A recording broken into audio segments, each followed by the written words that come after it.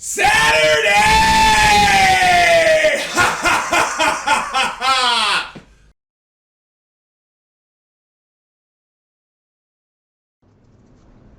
All right, everyone. Welcome to the first episode of Saturday Night Sellswords.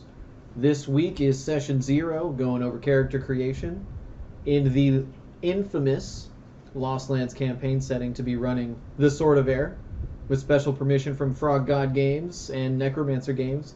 Big shout out to Pex on the Discord server for allowing us to, run this stuff. Also a big shout out to Michael Mars Russells for giving us some pretty interesting content to work with. You can check out his Patreon. You can also get any of these books online at froggodgames.com. So to start, we've got player 1. Tom, how you doing? I'm doing pretty good. How are you doing, Neil? I'm doing pretty good. I'm excited. It's been a long time coming. Big project. Yeah. So to start, I want to do like a brief little interview, and then we're going to talk about your character a little bit, and then maybe even get into a little bit of backstory leading into why your character is going to be participating in this adventure specifically. I think I have all the answers for that information. Excellent. So, how long have you been playing tabletop RPGs? Let's call it about 10 years. Okay. Do you have like a favorite system? I do. The 40K one. Okay. All of them? No, the Black Crusade? Black Crusade. Yeah, that was a fun That was one a we really ran. good one. Yeah. All right. So what are your expectations for your character? Actually, for metagame purposes, to actually get to level 20 and continue on. Yeah, it's a pretty good one. Not a lot of my campaigns last that long. Yeah, I have a Warblade Yeah. that reached level 20 just at the friggin' wire. Yeah. It does take a while to get there to begin with. It does. All right. So then, how about like, what kind of feats are you going to be taking? Are you going to be? I'm going to take a lot of meta magic feats. Meta magic feats. Okay. Especially because I'm playing a character that also controls another character who also gets feats. Right. So I'm going to kind of have to mix and match a little. Right. Now this is, if I remember correctly, this is your second main Pathfinder campaign for Pathfinder First Edition. If you can call that first one a Pathfinder campaign, then yes, it's All my right. second main Pathfinder campaign. All right. Well, should be exciting. Do you have any expectations for the campaign specifically? To not turn into a murder hobo. That's good. I'll make sure I'll jot that down. Yeah. But Not that's- saying I don't want combat. I'm just saying I don't want every argument with the shopkeep to be, well, why don't we take this inside because that's where all your stuff is. Yeah, I gotcha. Okay. Now, something that I had everybody do is kind of create their characters in secret. I wanted them to get away from this Swiss Army knife party dynamic. Because of that, we were able to kind of do like some secret, backstory, secret character selection, that kind of stuff. Is there anything that you want to disclose to the audience? About my character itself? About your character specifically, yeah. He really likes honey dust, which is a Pathfinder-based drug. Okay. Nice. What does honey dust do? It ups your charisma and slightly lowers your wisdom. And you're a charisma caster, so that's why you Yes, do that. so it allows me for potentially the extra use of a spell. It ups the DCs for certain things, like spell resistance. Okay, yeah. So, sounds like you've got a pretty good handle on what's going on for your character. And now, we're starting in Bard's Gate, which is one of the largest cities in the settings. But your character is actually from north of the Wizard's Wall. Yeah. Thing up here in the Kamchatka Plains. Yes. So, talk to me a little bit about how your character got to Bard's Gate. Like, why did he leave Thane? Why did he come here? Basically, he started out in Thane, and a mix of certain sources of certain materials dried up. Okay. And that and the haunted steps started to get a little too off for him. Okay. So he started to make his way down through the, I believe it's the Wizard's Gate. Of the Wizard's Wall? The Wizard's Wall, yes. So over here near Yes. Durgan's Fall, you would have Yes. been able to come And when he got south. to the Wizard's Wall, he was worried about what would essentially be confiscation of certain key items he carries with him at any given time. Right. So he decided to go through that small green pass on the side and take the mountains down to a bigger town, and Okay. he heard good things about Bard's Gate. All right. And so you're probably going to be starting in Tent City, Okay. which we haven't really had the opportunity to talk a lot about Bard's Gate just yet. But Tent City, if you can see the map, is over here.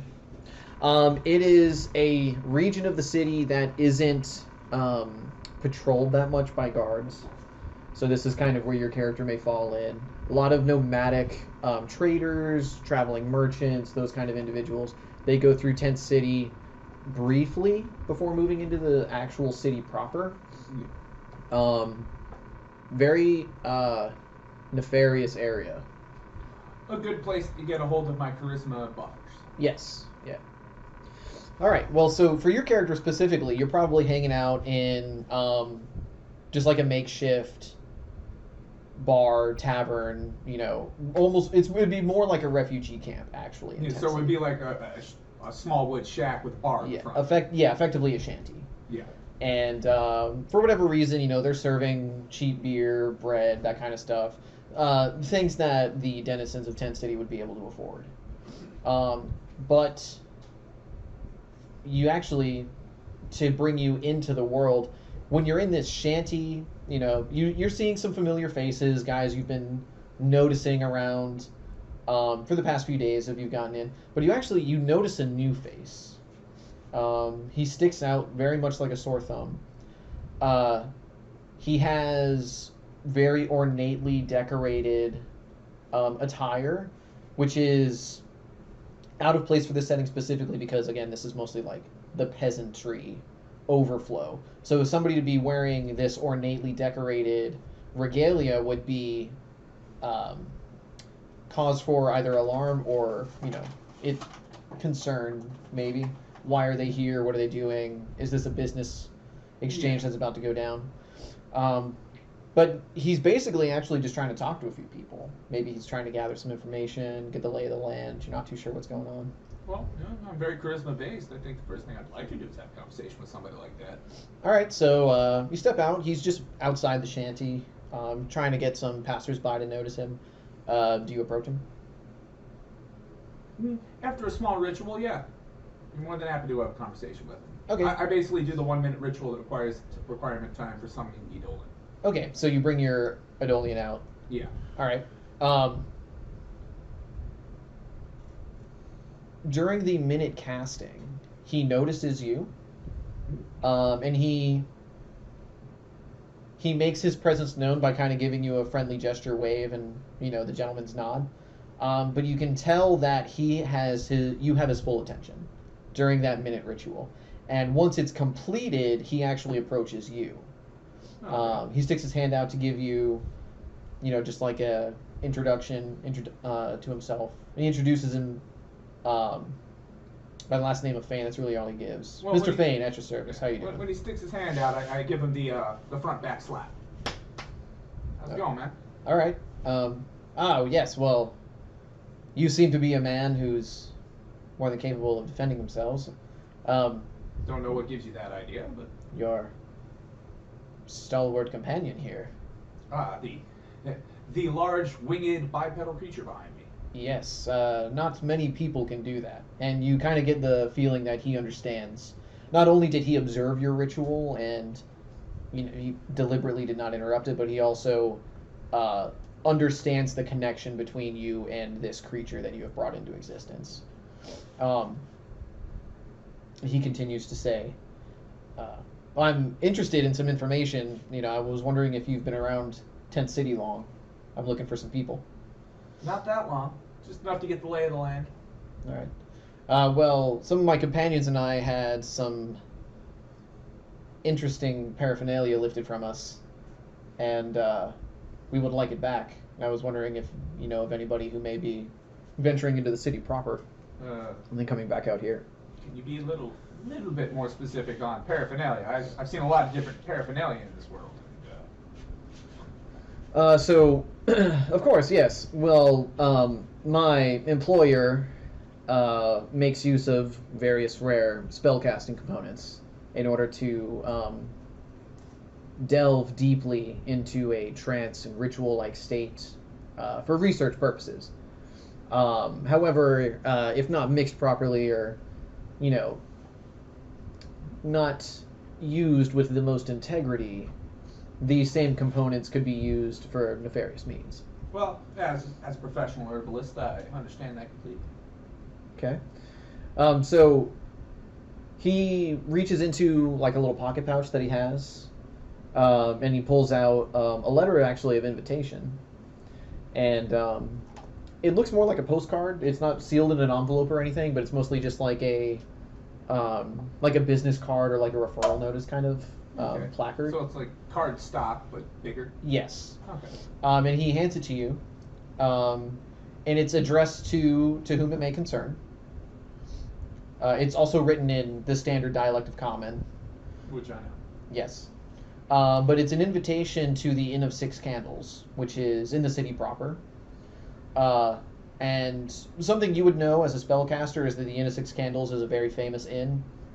Okay. It is one of Bard's Gate's most prominent dwellings. It mainly caters to arcane spellcasters. The inn started out as like a shop for spell components, and then over the years, due to necessity, it also started catering hospitality to traveling wizards and sorcerers who needed to stop in for more than just components, but actually for rest as well. So you may have actually stayed there once while you were in the city, and then once you kind of got the understanding of, not the kind of components I'm looking for, made your way out into Tent City. Exactly. But the invitation is for a business meeting. It's detailed. It's going to be taking place in about 3 days.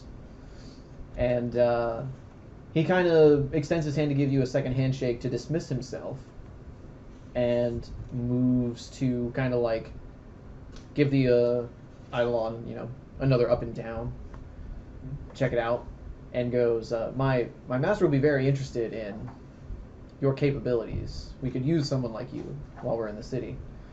Keep an eye out for a bag of holding. I'm sure you know what that is. I always do. It will be blue in nature. It will have a slight shimmer to it as well. It will not open to the normal tug and pull like most bags. It'll actually open with a command word. I will not disclose that to you now in case anybody eavesdropping. But if you find one you wouldn't be able to open, it may be our supplies. If you bring that to the meeting, I'm sure my employer will be able to repay you handsomely. I'll keep my eye out. Yeah. So he, again, shakes your hand and goes to move away. He starts looking around, trying to see if there's anybody else he may be able to talk to either passively recruit or see who may know something about his missing supplies. And from there, you get the feeling that this person was of like a clerical background. After having a good minute to like look over his attire and seeing like what he was wearing a little more up close, you get the idea he was either like a monk or a cleric. I never did actually ask. What was his race, if it's noticeable? Human or half human, kind of hard to tell, but okay. So he definitely look a that humanoid. out of place. Yeah, no, he would be a common sight in the city proper, dressing something like that.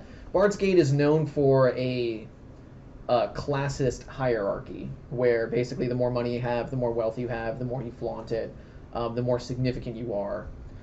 In this case, he is probably somebody of actual importance to the city and to his employer, coming out here for under the guise of like clerical purposes, but is using the opportunity to actually investigate his missing supplies. Okay. So now I got a good idea of this cleric fellow and what he's looking for. Well, he could be a monk, could be a cleric, maybe another spellcaster of some type. It's hard to tell from the robes itself, but they have more of a uniform nature to them than they are like leisure. Do you understand what I'm saying? Like, yeah. Yeah, gotcha. All right. Like, if those were monks' robes, these are some well-off monks. Yes, that's nail on the head. That's it right there. All right. Cool. Well, we're going to go ahead and take a quick break here and move on to player 2 for Blake, and then we'll be picking up in session 1. All right. All right. Excellent.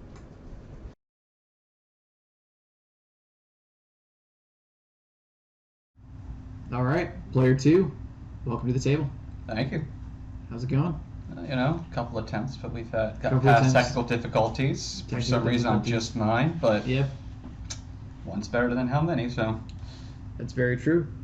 So to start, we're going to do a brief player interview, talk about your character a little bit, and then bring you into the world and go over where your character is in the beginning of the story. Okay. So to start, how long have you been playing tabletop role-playing games? Oof. I think we calculated, 10 years or more? Something like that, yeah. And I played a little bit before you, but it was more just funsies with some friends, and that was the White Wolf Vampire the Masquerade stuff, which was Yeah. it was a neat system. I would like to have actually played that in a more actual game and not just shenanigans. Right. That was around the Twilight era, so they even had a custom trait of sparkling. That was hilarious.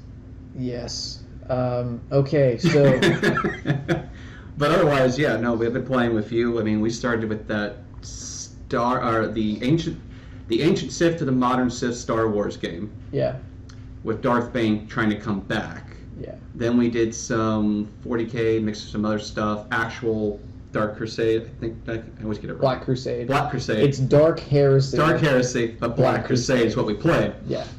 And then, of course, 4th edition we were playing, and then I played some 5th edition, some 3.5, AD&D with you at one point. Yep. We're doing Pathfinder now. I did a little bit of Pathfinder and someone else. And then Yeah, the actual 3.0 for the most part, because I played a Pixie in that one. That was amusing. Interesting. Yeah, Nice. It was broke, but it was hilarious. Yes. And then other systems I've dabbled in, but nothing too serious. DMs Okay. usually just kind of... Yeah, I'll admit, DMs losing interest in a story. Oh, this was like a couple of sessions losing. Oh, okay. No, Yeah. you'll go far, and then you get to the end, you're like, what do I do now? Yeah. They're too powerful. Well, it's not that as much as I get like another really cool idea for Yeah. a different story. Well, trust me, when I'm writing stuff for potential one-shots, it's like, oh, that'd be a good one too. Maybe another this one, and then yeah, I get it. Yeah, so then with that, what are your expectations for this character? For this character, well, I like to dabble in the system unique characters, hence I played the Dragonfire Adept / Shaman, and I thank you for that one, back in 3.5. That Yep. was really fun. I kind of want to play him again at some point, but I like playing these unique ones, and the Alchemist seemed to be kind of one of those odd classes, but odd in a fun way. Granted, lots of Unique. choices. Yeah. Lots of way to build it, and I'm going to have some fun with it.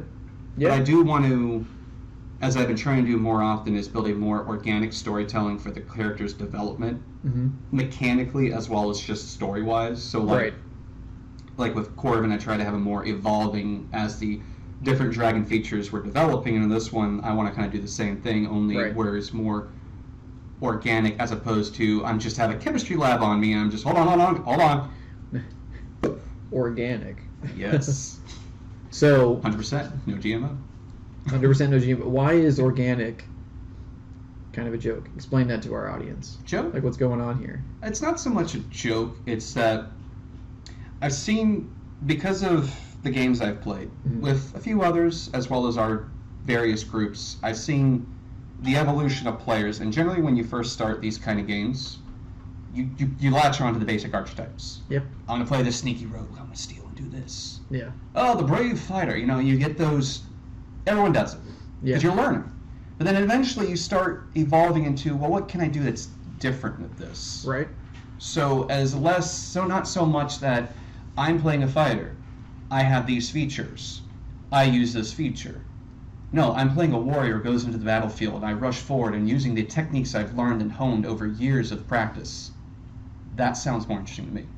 So I want to make it more storytelling as opposed to mechanical. I was When possible. and I respect that, but I was alluding more towards your backstory. Ah, yes. I guess the Frankenstein's monster, but not by choice. Yeah. So what we've done for you is we've taken a lot of the traits, flaws, and other optional starting content that you can use in Pathfinder First Edition, and we've kind of set that aside. And in place of that, we've come up with something unique. Yes. Which is your mutation. A mutation system, which I'm looking forward to see how this evolves. No puns intended there. Yes. So Or for full your... puns. Mechanically, this is how it'll work. So after some amount of time, it's mostly going to be set around encounters, both combat and social. You'll be making fortitude saves. Now, this is the interesting thing is, because it's based off of a save, you can elect to fail. So keep that in mind. Yes. You can elect to fail the fortitude save. If you fail the fortitude save, you gain a mutation point. For each mutation point you have, there is a certain effect that is correlated to a chart that I've made. Okay. There are 28 points on the chart as of now.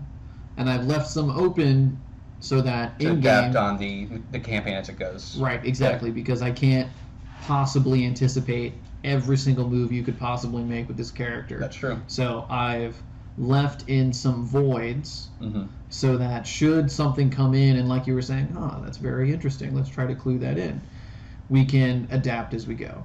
Okay. So your mutation points fluctuate, and as you gain and lose mutation points, certain ailments will also begin to affect your character. Now it's up for you to journal and understand this disease. Okay. One thing I will say is that you will not survive this alone. Okay, that's good. I prefer kind of you need to reach out sometimes and you can't just solve it all on your own. It's not so much that as... And actually, you know what? I don't want to spoil anything. Well, I can imagine certain, because now I know the party's composition, I can see where certain features of certain classes choiced by the players could be useful into me understanding and potentially controlling it. Or at least, I hope. Or maybe not. There is possibility there for control of the disease. And the way that mechanic works is for every time you gain or lose a mutation point, you can make a craft or profession alchemy roll. Okay. Now, both the save DC and the craft and or profession DC scale with you for your hit die. Okay. Not pure alchemist levels. So if you decide to take prestige classes or dip into something else, or multi-class, it's right? still... The ailment will proceed. Okay. It's not 100% just based on you being an alchemist. And so in this case, should you succeed that check, you will be given the actual mechanical effect of the ailment. Okay. So your character will learn. So when I have to make the check, and let's say it's a 12 DC, I make the check. Yeah. So at that point, I would, as the DM, surrender to your character the information regarding that mutation point. It is up for you to bring that information to life, and this is where you have a lot of control for the role-playing aspect of your character. So hypothetically, we're going to take something that isn't really associated with this disease. Let's call it psionics. All right. Because it's a totally different thing. Because you're an arcane caster, right? Well, in a way. In a way, yeah. So in this case, let's say at some amount of mutation points you gain psionic spellcasting. Okay. Right? Well, your character wouldn't just innately know I can do how to do that now. Exactly, right? Well, as a result of the disease, obviously through the mechanics of like gaining class levels, those new abilities become inherent. But in the case of the disease, you wouldn't innately know what was going on unless you passed the check. So for things like a change to your defenses, a change to your hit points, a change like whether you're vulnerable or resistant to anything, all those mechanics I'm going to be keeping track of secretly on your character's note card. Okay. Right? So that's something that at this point in time I've already asked you to fill out. But you as a player wouldn't be privy to that information. So you again, now hypothetically, this comes back to a lot of, as a player, you need to trust your dungeon master. Yes. And so if you, on your character sheet, have 8 hit points and I tell you that you fall unconscious, you need to recognize that that's because your character, as far as you're concerned, like, yes, you have 8 hit points, but that doesn't reflect the internal damage that's going on from the disease. I got you. Does that make sense? That makes complete sense. Okay. So if I tell you that there is something currently ailing you that your character sheet doesn't necessarily reflect, I need you to trust me. All right. And this is because of the secret information of your ailment. Okay. Now, again, the points fluctuate, and it's up for your character to learn and discover to figure out the mystery and what's going how on. to go up and down. Right? And things are there's- going to get a lot worse before they get better. And that is the high risk, high reward aspect of all the characters that I've tried to help make for this Okay. campaign. And the other thing, too, is you're the only backstory where I have mechanically written in death. Sweet. And within that death, there is a chance for it to be permanent. Yeah, this is Because this is considered a disease, a natural ailment. Yeah. At some point in time, the body just shut down. There's no. it's not so much that is, remember that for this particular system, the mechanics for resurrection and coming back rely heavily on deities and whether or not they perceive this as worthy. So although yes, like a cleric can cast the spell, ultimately there are things like the soul has to be willing to return to the body, But it may also not work, so yeah, okay. it may not want to, but also at some point in time is if your character dies from natural causes, most deities would go the path of this fate has been sealed, this has been meant to be. It's not like you were murdered, and it's not like you were poisoned just before a very important battle was supposed to take place, right? Where it's more or less your time forces was of up. evil, Yeah. snuck in and stole that victory from you. It has been destined that this is your time to go. Gotcha. There is no fighting that. Okay. And that's, again, because the points fluctuate. Okay. That could happen a couple different times. So I could gain and lose points. Right, that's what I was saying. It's been Okay. saying. You can gain and lose mutation points. So as you gain points, the disease progresses. But as the disease progresses, certain unique characteristics about your character begin to come to light. Okay. Right? And at the end of the disease, should you reach apotheosis, you will emerge a unique creature. All right. Because this is a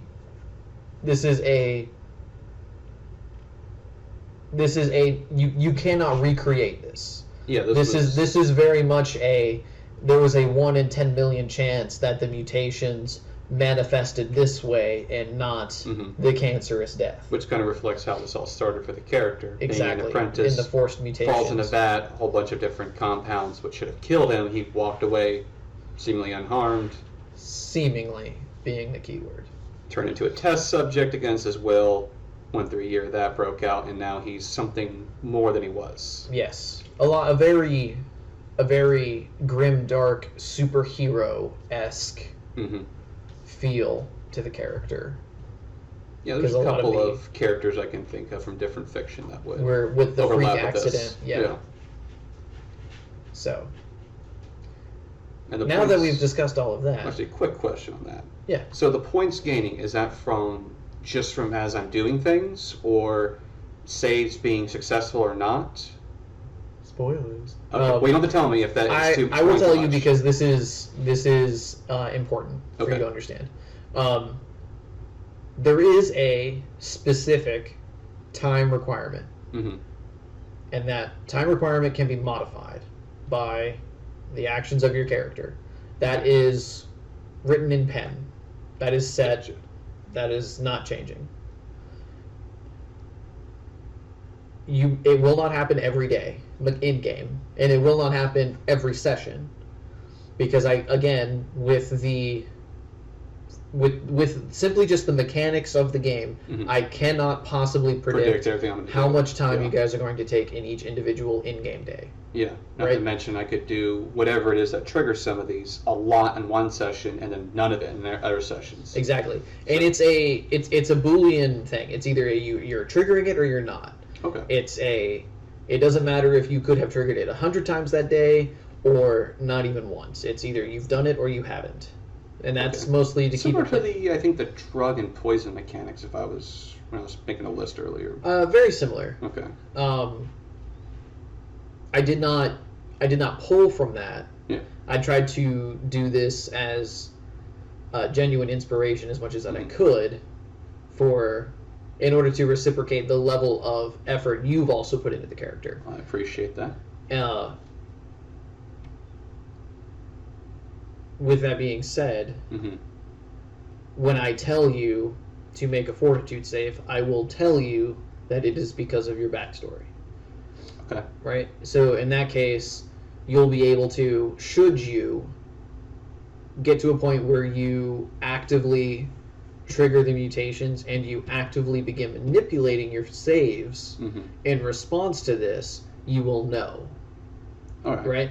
And I will also use that as clues to tell you to start passively teaching you how that Boolean system works. Start journaling what's going on. Right. Can try to figure out what triggered it and maybe pinpoint. Exactly. Which is excellent role play in its own right. It's going to be fun because it's going to be. And that's something that I really wanted to help bring to your character is if you go as in depth to this as I hope you will, there's a 800-page novel at the end. Oh wow. Like, this is a Frankenstein's journal book that your character could manifest, right? And so subtly giving you these little breadcrumbs as we go is what I hope drives that creative energy. All right. Well, I was already intending to sort of keep my notes, but from Van's perspective, not just we did this. No, and that's what I want to encourage is if you take your notes from Van's perspective, and you focus on the story, The Sword of Air, and the story, the Van's illness. Yeah. There is incredible artwork to be made there, with the two stories coming together. Nice. Yes, hi, Brucey. Can you get down, please? We're filming. He's like, no, I want to cuddle you. That's a loving dog. Yeah. All right. So with that, I think we've kind of also dabbled into what my third question is going to be, which is what are your expectations for this campaign? And I think we've kind of answered that already. So let's bring you into the world. Okay. So Van started out as an alchemist's apprentice. Yes. And in the city of Bard's Gate, you were working with a grand alchemist and his underlings to basically do the very general, very unique, but also stereotypical research that a typical alchemist would be doing. And in a laboratory accident, you were forcibly exposed to all kinds of alchemical compounds and reagents. Catalysts, different types of creatures, remnants of creatures, and all of these things come together, and the magical feedback attacked your body, and yet somehow you survived. Yeah, like you said earlier, that one in a million. That 1 in a million chance. And from your survival, your colleagues took it upon themselves to begin experimenting why this happened. And their thirst for knowledge very quickly became a stripping away of your complete disregard rights. Of my rights. Complete disregard of family and friends were told I died. Exactly. Locked in the basement laboratory that I didn't even know existed. Muffled. Experimented on without anesthesia. You became a test subject and property, not a person. And that went on for an unknown amount of time because you didn't see the light of day. Yeah. Felt like an eternity for me. Exactly. One day, however, you've found that as they would effectively force feed you these different catalysts and alchemical reagents, your body began to naturally contain them in a crystal form and then extrude them through your skin. It's very similar to a cyst. Yes. Your body would forcibly expel this poison and this toxic substance. And it's a painful process. And over the months of torture and experimentation, you grew accustomed to the pain. And now you can almost do it on command. Yeah, so I have the correct amounts in me. Correct. And that is what aided in your escape. Because you were able to effectively hold some of these crystalline structures within your body and then expel them just when you needed to in order to break your restraints, break out of a room, incapacitate or kill some of your assailants at that point, and get free out into the city. Destroy what I could, grab the notes, and got the heck out of there. But at this point,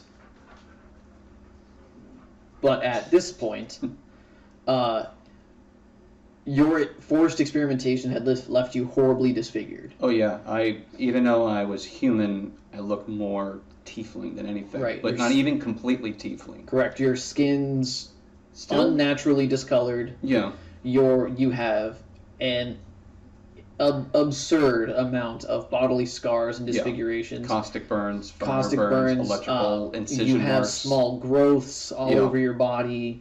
You have patches of what could be described as scales or severe eczema all over your body. You are hideous. Yeah. Is effectively what that boils down to. And so in this case, we've reflected that in your charisma score. Oh, yeah. Your charisma is very low.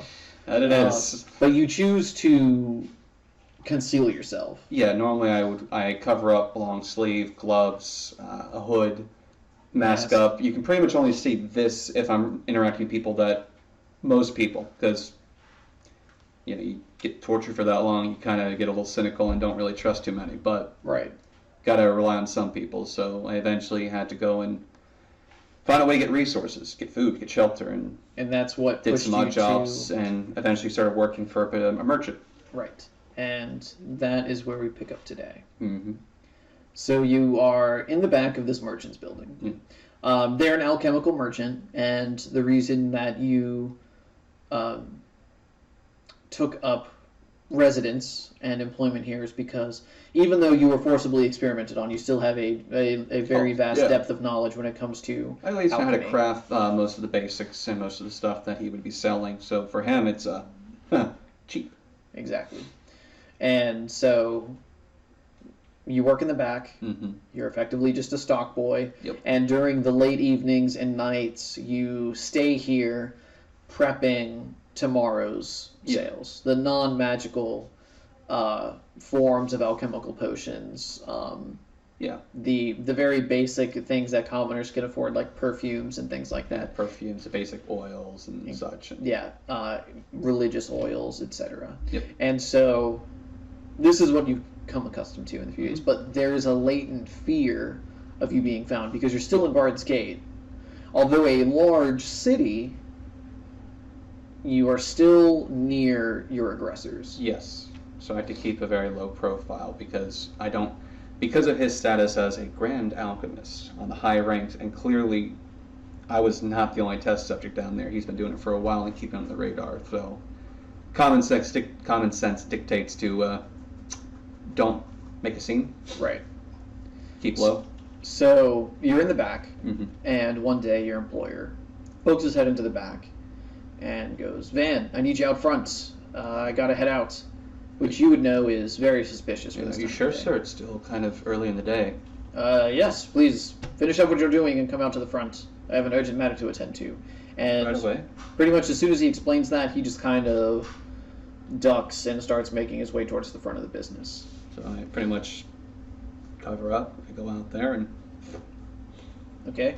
So you go out to the front area where they do pretty much all of the sales. Mm-hmm. There are a few people in the building.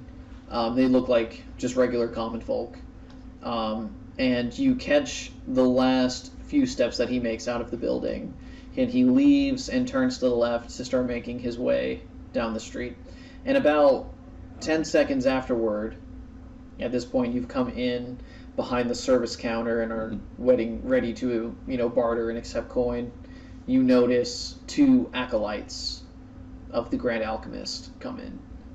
And they are armored in light armor, which you would know is legal. Which is low. I mean, normally I wear it myself, right? so yeah. In Bard's Gate. And they would have billy clubs at their side, which you would know is also legal. It's a non-lethal weapon, and because in this case it's worn at the waist and is observable, it's also allowed in Bard's Gate. Yeah. But they do have their alchemical reagents about their person. You can see they have various crafting components and pouches kind of spread throughout their body and chest, and you would know that denotes they are ready for They're ready for to throw down. Yeah. And they basically start by scanning the building, and as soon as they notice you, they basically beeline to you. They're not sprinting or running, But they're walking straight to the counter. They're going straight They're to not the going for counter. any merchandise. It's very true. How many other people are in the shop? 4. One looks to be like some kind of cleric. Mm-hmm. You're not too sure to who or whether or not they're prominent. Their attire seems of the commoner status. Yeah. And then there are 3 other Just who just normal, look like customers. regulars. Yeah. Hold on, gentlemen. Can I help you 3 with anything? You were already here first. They just kind of bat you an eye. No, we're just snooping. Taking a look at what we might catch on this weekend. And then they continue shopping. Okay. The usual, we're not really going to spend any money kind of dismissal. Yeah, but we'd love to, but... Yeah. I go, alright. I sigh and...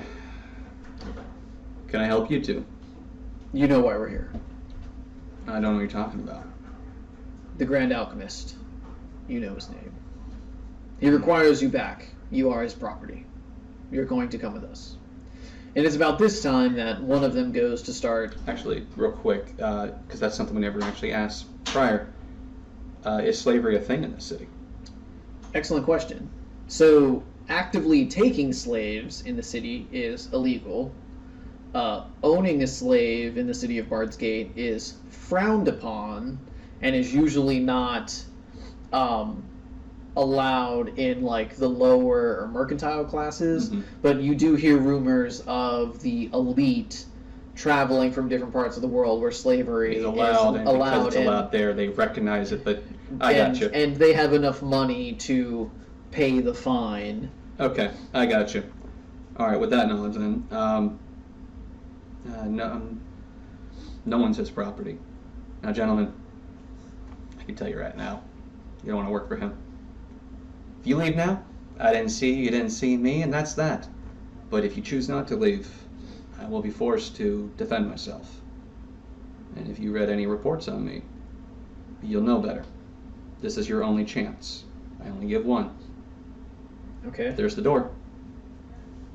So, one of them goes to grab his billy club and swing at you, but you would have initiative. Yeah, I would they're step getting ready to back as I am attack you, behind the counter. And I just, as I lean forward, I'll go into the counter and just pull out a vial. And I just look at him again like, are you going to go with him as well? And then I pull out another vial. I drink this one first, then I drink the other one. And they would be able to see that that vial was actually acid. Right. I'm like, I think you know what that normally does. There's a little bit left, so I just kind of just pour it on the counter. But it's interesting. When you mix it just right, things happen. And then through the glove, this sort of structure protrudes through, and revealing the glove actually has a cut sleeve that will open when forced from the inside. And this, at first, fiery red crystal starts coming out in a sort of jagged spike, but then a sort of white and then a yellow kind of mixes into this strange color, and then it just stops for a moment. And I say, but you know what? See for yourself. And with that, it launches out and hits him. But as it hits him, it doesn't just pierce him like what any jagged object would do. It sort of starts compressing, and then it sort of just shatters and causing a shock wave of this sort of fiery explosion, but at the same time, this sort of white substance just like shoots all over in that small radius. Okay. And effectively dealing fire damage. He'll have to make a reflex save, or he'll be stuck in a spot as in a Tanglefoot bag. And then his ally, who I assume would be next to him, would be hit with splash damage and would receive minimal damage, but still acid and fire and be entangled, not necessarily stuck to the spot if you fail. Well, they're level 0s. Yeah. So they start immediately howling and screaming in pain as the acid eats away at their flesh, revealing sinew and bone. And I just, before they die, I just kind of just pull the max down enough. They can see the tattoo, the 452, the subject number. I'm like, I gave you the chance. So Rest in peace. It's about that time that the cleric We did say cleric-looking type. immediately jolts over and comes I got it. Thank you. running to the counter, and he looks at them, and he looks at you, and he looks back at them, and he looks back at you, and goes, "What the hell happened?" They tripped on some acid. Damn shame. That's not just acid, lad. Well, you know, You when can you tell walk he's- around with a lot of reagents, sometimes accidents happen. I mean, and I pull and there's some burn marks. You know, accidents can happen. So he kind of sizes you up. You didn't have to kill him. But that, as I'm having a conversation, I actually walk around the counter and just feel like they had a chance to leave. And I start searching through their pouches and such for any identification, anything like that. And as I'm telling them, like, they had a chance to leave. They chose not to leave. If I had gone with them, my personal rights would have been violated and I'd never seen the day of light again. So as you're searching, Mm-hmm. briefly you find they have substandard quality reagents and catalysts. Yeah, so I wonder why they were little billy clubs. And you would be able to make anything better than this. Yeah. Even with like a campfire. Like this is... I wouldn't even give beginners this stuff. They are sent as the pawns for a reason. Yeah. You do, however, find a legal warrant for your arrest in one of their messenger bags. Pocket that as quietly as possible. Okay. Well, as you go to try to pocket that, you notice the cleric is actually, no longer really paying attention to you, but he's looking more closely at the 2 vials that you had consumed. He looks like he's trying to analyze them to see what their original contents were. Mm-hmm. And he looks back and sees that you've basically, crouched down over the bodies and goes, "Did you come from a life on the roads? You clearly know how to defend yourself." Born and raised here in Bardscape. Well, you can't stay here. No. Apparently my employer decided to sell me out, I guess, but, well, that's how it goes. I mean, some men circumvent the law when they can, and at that point, I think I noticed the symbol of Tyr, I believe, is the god of law. Yes. He has a holy symbol of Tyr. Yeah, that's usually pretty prominent on clerics, so. Yes. And you would know Tyr is primarily a human deity, but he is recognized here in Bardscape. He is the god of law. Yeah. And you're not sure if he noticed the warrant or if he would even mind. Because at this point in time, you would see him kind of like grab a few things. Oh, yeah, go ahead. I don't work here anymore. Shane, the shopkeep, just left it all unattended. At that point, did they have any change on them? No. They effectively pay for that acid. Oh well. They effectively they had just brought their substandard components. They were ready for a fight. They didn't really bring any I'll money. go back behind the counter. I'll grab the smaller vial that I pulled from my personal pouch and put that back. Okay. Take the acid one. Just put it on the counter. Pull out a small box. Go through the till a bit. No, he owed me this much. But I'm not a dishonest man. So at that point, he reaches into like a messenger bag that he has, and he pulls out a placard card, and he goes, Well, we could use a man of your skills. My associate is putting together a team for an expedition up to the north. To the north? What yes. part? Are you familiar with the Dragon Hills? That's the trail that's been almost abandoned except for those who were brave, foolish, or desperate. That's the old road. Yes. Which is adjacent to the Dragon Hills. Yes. I mean, granted, you can find many interesting things on such abandoned areas. This is very true. If you need a way out of the city, you should come to the Inn of Six Candles. Well, I can get out of the city, but a new job would be nice. The pay is alright, but I would be surprised if that's actually what you're after. Well, you could use some help, lad. And you can tell that he's noticed some things about you as far as your ailment and or the scarring. Yeah.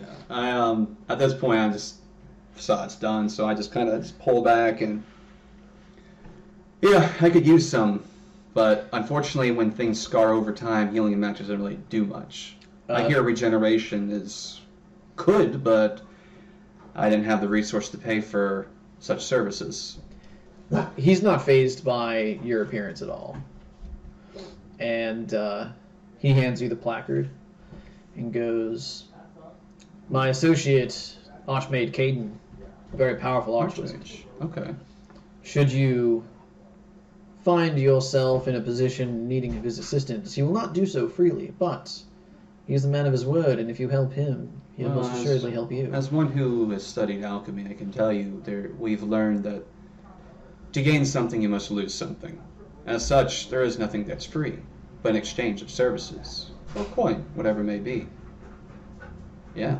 An equivalent exchange. You could say that, but I didn't want to say that. Yeah. But I put the placard away. When is this meeting? So at this point in the storyline, it would be in about 3 days. 3 So days. you would need to basically, in this case, be homeless for 2 nights. That's fine. I've been homeless before. Yeah, while you await, or with the amount of money you have, you could take up residence at the inn and wait for the meeting. But I don't believe your character has a lot of money. I don't have not money I'd want to spend on such an inn, but I can go to a cheaper inn and get through the nights just fine. Okay. And you say we're going through the Dragon Hills. Is this a exploratory expedition? I am not 100% certain of our destination. My other colleagues seem to have their own destinations in mind.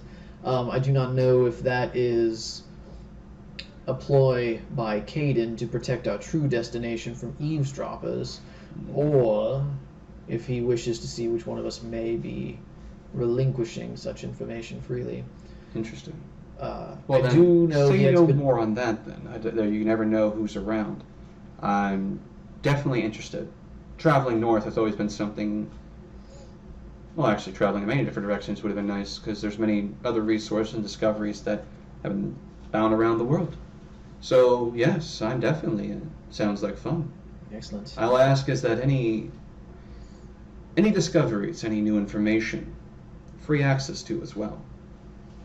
I am not one to make that bargain. Well, then that's But I will speak on your behalf. I appreciate that. And of course, take anything from the shop, because, like I said, shopkeep's not here, so... And I can assure you, that shelf over there full of those particular items with the cleaner-looking bottles, I made personally, and they're much better. So as soon as you say that, he kind of looks around and... At this point, I also noticed that the others just card. kind of ran as well. Oh yeah, as soon as you killed 2 people, everybody ran. Alright, and he just kind of... Yeah. They're like... And then I gotta go back, I grab my pack and stuff, and I look down at the gentleman. Look at one of them. Pull out another vial, pop it. And as I'm doing this, some grayish smoke starts sort of coming out of my clothes, surrounding me for a moment, and then as it disperses, I look just like how he did before becoming the corpse on the ground. Exactly. And then I just... Excellent. If he's still in the shop, I'd go on like, see you in a few days. And then, see you in a few days. And I try to mimic his voice best I can, then I walk out. Roll a perception check. Sure.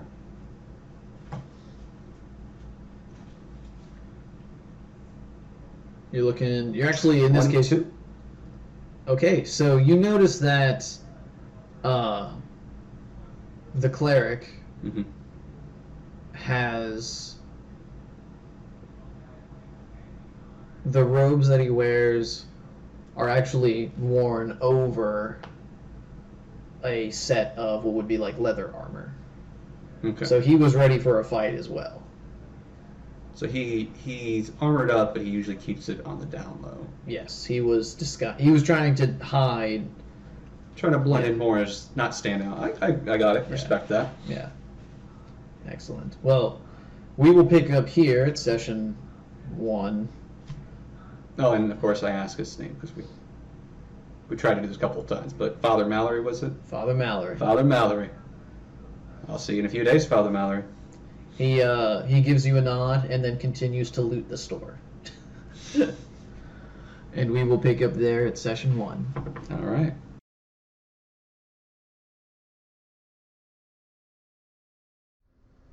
All right, player 3. Welcome to the table. Thanks. Jamie, how's it going? Not too bad. How about you, man? Doing pretty good. I'm excited. This project has definitely been a challenge. Oh, trust me, man. You're not the only one that's excited about this. I'm glad we're on this side of it now. So to start, I've got a few questions for you as a player, and then we're going to move into a few questions about your character, and then we're going to bring you into the game. Okay. All right? Yeah. So to start, I want to ask you, how long have you been playing tabletop RPGs? Oh, man. That's a good question. Roughly 4 years? Yeah, Okay. 4 years. All right. What other systems have you played? Not too many. Mainly D&D 5e. Okay. When I first met you and asked you to join your campaign about 2 years ago, not almost. Yeah. That was my first run-in with 3.5. Okay. All right. And you're running a gunslinger class. Yes. Which it has a lot of infamy for a couple of different reasons, mainly the access to the black powder technology. Okay, yeah. Right? And so something that I want to talk about real quick is, for purposes of campaign setting and campaign canon, we're in the point in time where black powder is slowly emerging into the world. Okay. It is currently used in the Razor Coast in this setting, Yeah. which is far to the south of Akados. Right, the main continent here behind me being Akados. Far to the south is where the Razor Coast would be. And so at some point in time, as a gunslinger, your character would have bested the maelstroms of Mother Oceanus, which is this great ocean kind of down here on the map. Yeah. You would have bested those maelstroms, gotten to the Razor Coast, trained in black powder technology, not only in their application, but also in the maintenance and repair of your firearm, as well as creating more black powder for you to use. Okay? So, something that I want to talk to you about and disclose now is, unless you go to the Razor Coast, no one's going to know how to enchant your weapon. If you take craft arms and armor, Okay. I will allow you to enhance your weapon. All right. And we can go into a little bit more with that, giving the unique situation of you're really the only person that the party's going to know about that has access to this technology. Okay, I will give you the opportunity to roll in very major port cities like Ream or some of the major port cities in Livnos, the other continent. Yep. To see if you can find somebody who dabbles in black powder technology. But for the most part, I kind of want to keep it exclusive to your character. All right. All right, so just keep that in mind. So if other people or other characters are asking you, could you make them one? Or, if they could, use your weapon, I would appreciate if your character response leader teetered more to the no. Because you also understand the repercussion of sharing this technology, and that is, the Pirates of the Razor Coast are very protective over black powder. It gives them a severe naval advantage. If the other parts of the world started learning about this stuff, it would definitely raise a red flag for them, and you would be tracked down personally and have a fate worse than death scenario. So it's not so much that you are reluctant to share the knowledge out of a trade secret. It's more so that you're reluctant to share the knowledge because black powder is incredibly powerful. You don't want other people to have it yet, and B, I like keeping my head on my shoulders. yeah, you like keeping your head on your shoulders and not stitched to something else. Oh, obviously. Because necromancy. So just keep that in mind. All right. With all of that being said, what are your expectations for this character? I just want my character to do what he does best, and that's have an adventure. As a kid growing up, he dreamed and longed for nothing but adventure. Okay. But he was a sticks, just run-of-the-mill kid, normal, average, whatever you want to call it. All right. So I want him to grow. I want to be an adventurer. I want him to show the world that he's got his mettle. What he's capable of. Okay. Moving along a little bit, what are your expectations for this campaign? I wanted to get a lot more serious into the game, while still being able to have fun. And this felt like I don't want to use the term gateway because that makes it sound like I'm using you, but I definitely feel it is like a gateway to get into more serious role playing game. Okay, so I definitely hear what you're saying. All of our previous campaigns, the ones that you also have been included on, have been more casual, more funny, more comedic relief. And I hear what you're saying. I feel like a lot of us are kind of taking up a new banner and having this be a more serious game. Yeah. Which is something I appreciate. So I will definitely do my best to reciprocate, your level of enthusiasm, your level of commitment, your level of interest, and all those things. With that being said, there's also room for jokes. I don't want it to be dry. I don't want this to be 90% business, 10% fun. That doesn't make it fun for everyone else. Exactly. All right. So, is there anything else you want to disclose about your character? Even though he his name Yamanakamori. Yep. Even though he has this very serious secret, he's not a serious character by nature. Okay. He's very forthcoming with himself in his personality, and I guess you could call it a fault. He likes to project his ideology and his morals onto others. Okay. And it's not like a negative thing. It's not like I want to drag you down with me. It's he wants to uplift everyone, make sure that they're the best that they can be. Right. And he's more than willing to support people or lay his life on the line to help others. Find a high standard. Exactly. Hold everybody to it. Exactly. Not just himself. Yes. Got it. All right. Interesting. So we've talked a little bit about your character off screen. Mm-hmm. And some of the interesting situations about Bardgate are the legalities of owning arms and armor. So, as a gunsmith, as a gunslinger, you are proficient with up to medium armor. And in Bard's Gate, you're able to wear pretty much anything that's less than hide. So in this case, your traditional armor you would not be wearing. However, if you have a writ of service from the city guard, basically you're a freelance guardsman who patrols the city. You're more than likely going to be working late nights, shifts that other guards don't want, but you're allowed to wear your armor and you're allowed to carry weapons. Two-handed weapons are usually not allowed in the city unless they're being stored for transportation. Yeah. You are allowed to have like ceremonial and dress weapons on you.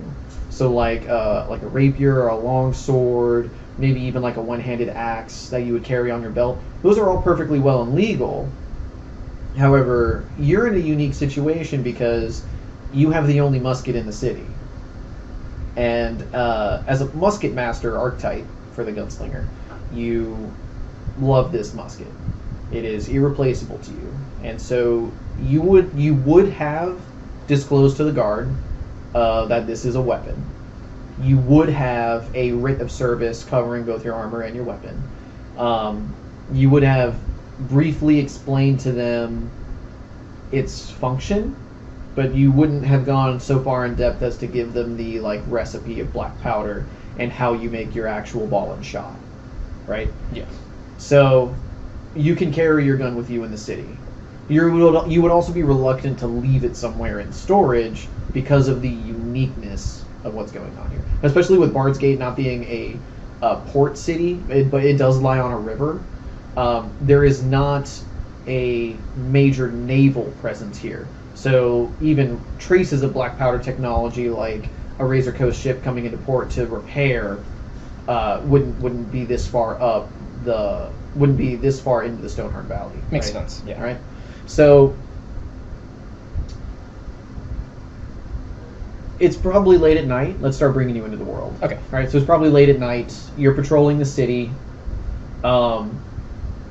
As you're going through, looking through the various inns and taverns, houses, making sure that everybody's safe, you definitely hear some type of scuffle going on in a back alley. There's violence. You can hear shouts. It's not in a language that you recognize. What languages do you know? I'd actually have to reference my character sheet. Is that all right? Yeah, go get it. Okay.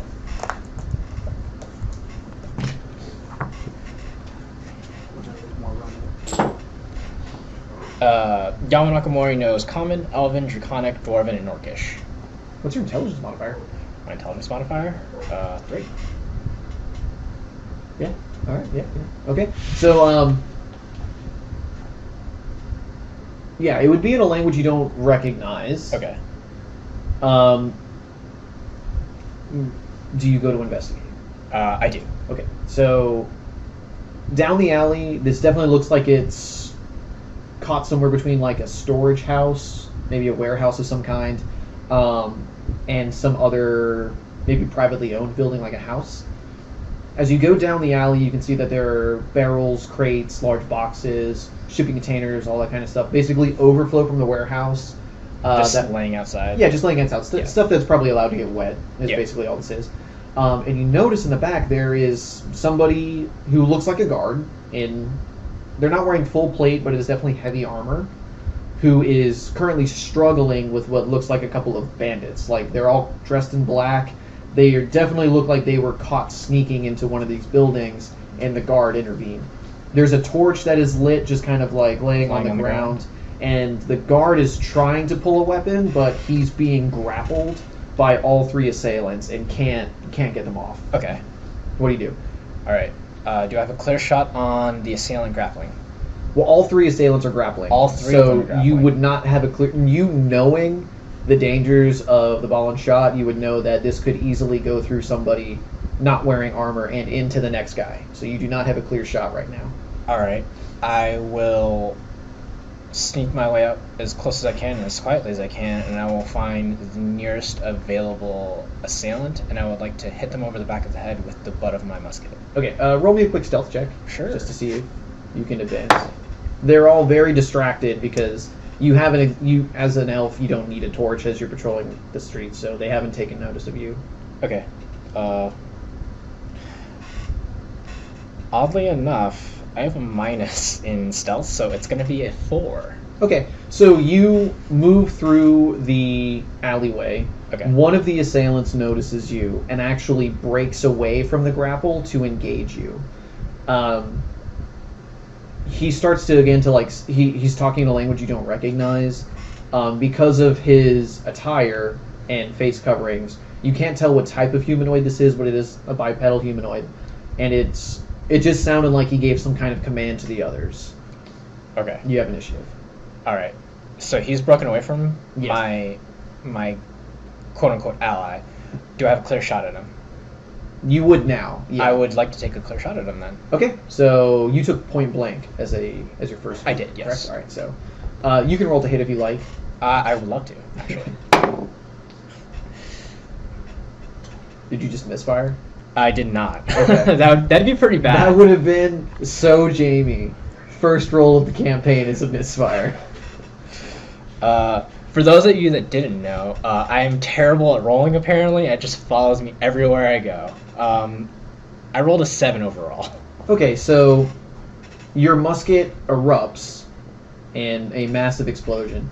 And as soon as that sound echoes through the city streets, all 3 of the bandits start to run. Okay. Because now you have brought significant attention to what is happening here. You do miss the one that started to close on you. However, basically after he sees what he could only describe as some type of fireball go off, he realizes this is now out of his league and turns around and runs. The guard, however, starts to pursue them for a second and then like looks around. He looks at you and sees that you're in a breastplate, right? So you have a cuirass on. I am in a breastplate. All right. So you have your breastplate on. You've got your musket out, and he's just kind of taken back by what happened. In the common tongue, friend or foe? Friend, obviously. Caught these guys trying to break into the warehouse. Thanks. I'm bored. No problem. Yama Nakamori. Okay. So you can tell that for whatever reason he's probably not going to retain that name. Probably because he's got a little bit of tinnitus right now. But he does extend a hand. I extend the hand back. All right. He's very strong. Firm grip. He's wearing probably like half plate. Okay. So the front of him is covered. Several plates kind of protrude. His back is a little more exposed. So you get the sense that this guy is probably not used to retreating. He does have a couple of hand weapons on his belt, now that you can see that the other assailants have disengaged from him. He's got a billy club that it looks like that was what he was trying to get to, but he also has a two-handed longsword, kind of like sideways stowed on his lower back, that has been damaged. It looks like they were trying to rip it off of his person and take it from him. You also see that he has a light crossbow hanging from his right side. So he's, compared to all the other denizens of the city, armed to the teeth. Yeah. You do notice he has like a little, bolt quiver for the crossbows. The bolt's on his right shoulder as well. He looks human, maybe half human of some kind. Definitely an ugly human. So somebody who's probably taken several blows to the face. So his nose is a little deformed. Cauliflower ear. Cauliflower ear, definitely. You can tell that his face has been hit with a few blunt objects in his life. Fell out of the beautiful tree and missed every branch. So he offers to buy you a drink. Thanks for rescuing me. Gets real grunty. He goes, I usually don't get caught off guard like that, but sometimes you just get jumped. Happens to the best of us. It's perfectly fine. And I will definitely take you up on that drink. All right, so you guys stroll back out into the city streets proper. It only takes you a few minutes to find an open tavern. You go in. He buys you a few rounds of beer, and he's talking about how he wants to get out of the city. You could roll a sense motive check on a phrase where he's talking about a new employer, and he says, a friend of mine, Caden, has come to town. I used to do work with him back a few years ago. Gave me an interesting proposal. I've got a few of them here in my pocket if you want them. You know what? I will roll a sense motive on that one. Okay.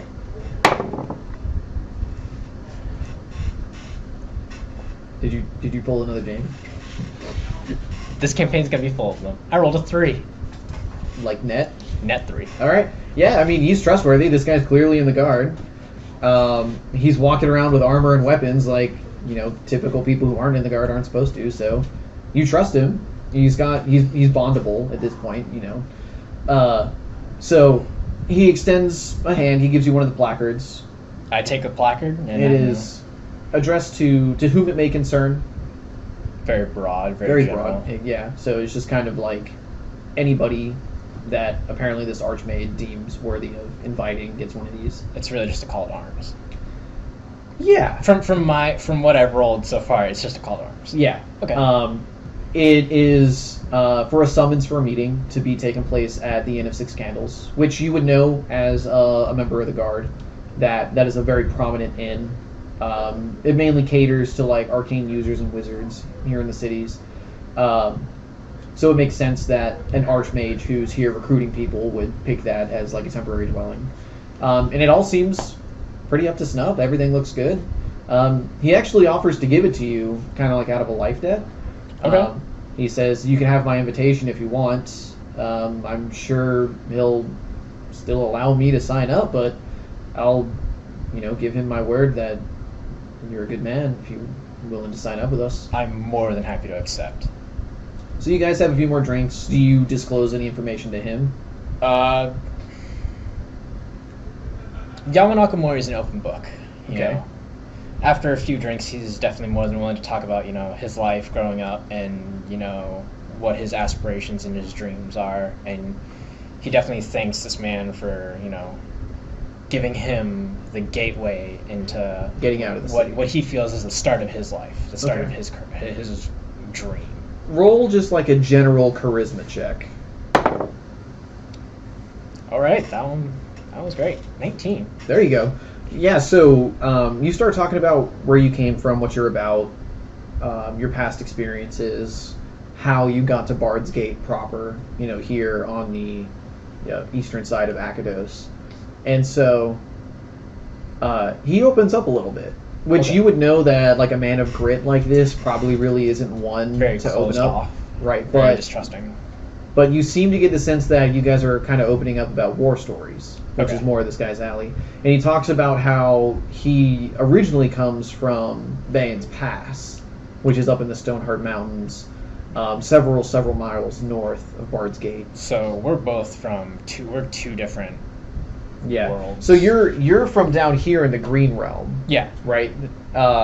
Bane's Pass is up here, and it's one of the main passes that goes from the east side of Akados to the west side of Akados, and gets you across the Stoneheart Mountains. It's not always a safe place, riddled with like orcs, goblins, hobgoblins, that kind of stuff, but the dwarves of the Stoneheart Mountains are like honor bound and historically bound to like patrol and protect the pass as well, which does kind of cause you to raise an eyebrow because this is a human who just claimed he was from a dwarven area. The dwarves are really not known to mingle with outsiders. As a member of the city guard, you would know that the Silverhelm clan of dwarves from the southern Stoneheart Mountains actively engage with the humans of Bard's Gate, mainly for trade. But for the most part, in this setting, dwarves have that kind of like stereotypical closed off, very distrusting at first. Merchant trading takes place at a trade post outside the city. Okay. And then exchanged goods are either brought back into the city or out. You see what I I'm saying? guess it falls upon me as a player, but I never really bothered to like look at this character. How tall is he? He would be average height for a humanoid of this time, so probably like 5'9", 5'10". Okay. He's a fighter. He's a fighter. If you want to ask him about it, I'm going to make you roll another charisma check, but you could press his backstory a little more. I feel like I've made friends in this little encounter, and I don't want to press him for information that he doesn't want me to feel privy to. Okay. So, at that point, you guys talk about some other things throughout the night. He eventually explains that he's going to retire. He doesn't seem too inclined to get back out on patrol. You have no idea when he's supposed to be on or off his shift. But you do get a sense of, like, now that you have kind of agreed to, like, sign up with him, with Caden, like, he's stopped caring about his civic duties. So, he goes to shake your hand again, dismisses himself, and says that he hopes to see you at the meeting. All right. All right? Yeah. So we'll pick up with you with the rest of the group at session 1, where you all come together at the Inn of Six Candles. All right. Excellent. Look forward to it. Look forward to it. Keep up the rolls. Thanks. And cut. Player number 4. Steve, welcome to the table. What's up, buddy? How are you doing? I'm excited. Yeah? Yep, I'm ready to play. Thanks for bringing this level of enthusiasm to the table. Thank you for doing it. Yeah, I love DMing. So, to start, you have a very interesting backstory. A little bit. I was in a undisclosed competition with a roommate of mine. Yeah. See who could have the Who could give you the biggest headache? biggest Text you in the pain in middle. my ass. Yeah. Text you in the middle of the night. Hey, is this okay if I do this? Yeah. So, how much of your backstory do you want to talk about on camera, real quick? You know what? I am all about it. Let's dive all the way. So, we're going to open with just like a couple of brief interview questions, and then we're going to delve into that backstory, and then we're going to bring you into the world. Okay. All right. So, to start, how many of your years on this world have been spent playing tabletop RPGs? I want to say about 8 of them. 8? 8 of them. I'm 33. I'm pretty old. You're getting up there. I'm getting up there, man. And 8 of them, and all 8 of them have been with you. Yeah. Yeah, I was your first dungeon master, right? You were, yeah. And we were working together at a restaurant. Yep. And you were a server, I was a cook. Yep. And I was friends with another cook, and we wanted to play some tabletop. I only knew tabletop something. Yeah, I only knew about Dungeons and Dragons. I didn't know there was this giant plethora of different games you could choose from. Yeah. And we wanted to do something with Star Wars. And literally, as we were talking about it, you pull in. Yep. And you have a little D20 decal on the back of your car. Yep. And I'm like, I'm going to ask him. Yeah. And I did. And I went up to him. I was like, hey, do you play D&D? Yeah. Yeah. Totally. Like, peep. Yeah, totally I do. Yeah. Yeah. Yeah, and then it was all history. It's fucking downhill from there. Yeah. One-way ticket to Midnights from there. Oh, it's going to be fun, man. It's going to be good. All right. So, what are your expectations for this character? I want to tell a story. Okay. About somebody who is evil. Right. In the sense that he will do what he needs to do to get what he needs done. Right. But we've talked about what being evil entails. Oh, yeah. Right. So my expectations of evil are you're evil, you're not stupid. 100%. Right. So yeah. I'm not going to be a murder hobo. Well, it's more than that. It's you wouldn't deliberately betray the party. No, that wouldn't benefit him. It wouldn't benefit him. Exactly. It doesn't benefit you in that sense. You know, just because there is an orphanage doesn't mean it needs to get burned down today. But you may come back at some point and do nefarious things. But that's always one of my biggest sources of stress when we have a very mixed alignment pool in the party, is because it is well within the objective morality of Pathfinder D&D to have natural conflict, but at the same time, the game is meant to be fun, and the game is meant to be a competition against the rules, not against each other. Yeah. Right? So that's just something that I want to make sure you keep in mind when playing your character. 100%. However, we've also discussed a change in your alignment. Yeah. Yeah. You plan on eventually growing attached to the party. I want that to happen. Connecting I really with them.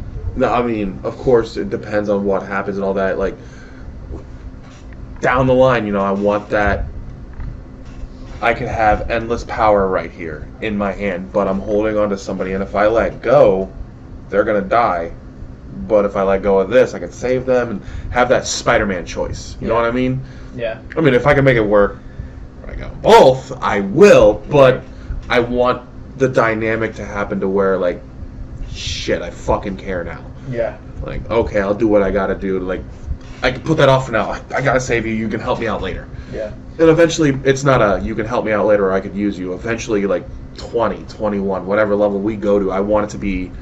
They want to help you. Exactly. I want to do what I can for them because I care about them now. Like, so that's my family. This is something that I want to do in your character now, because this is we're gonna go over it with everybody when we start session 1.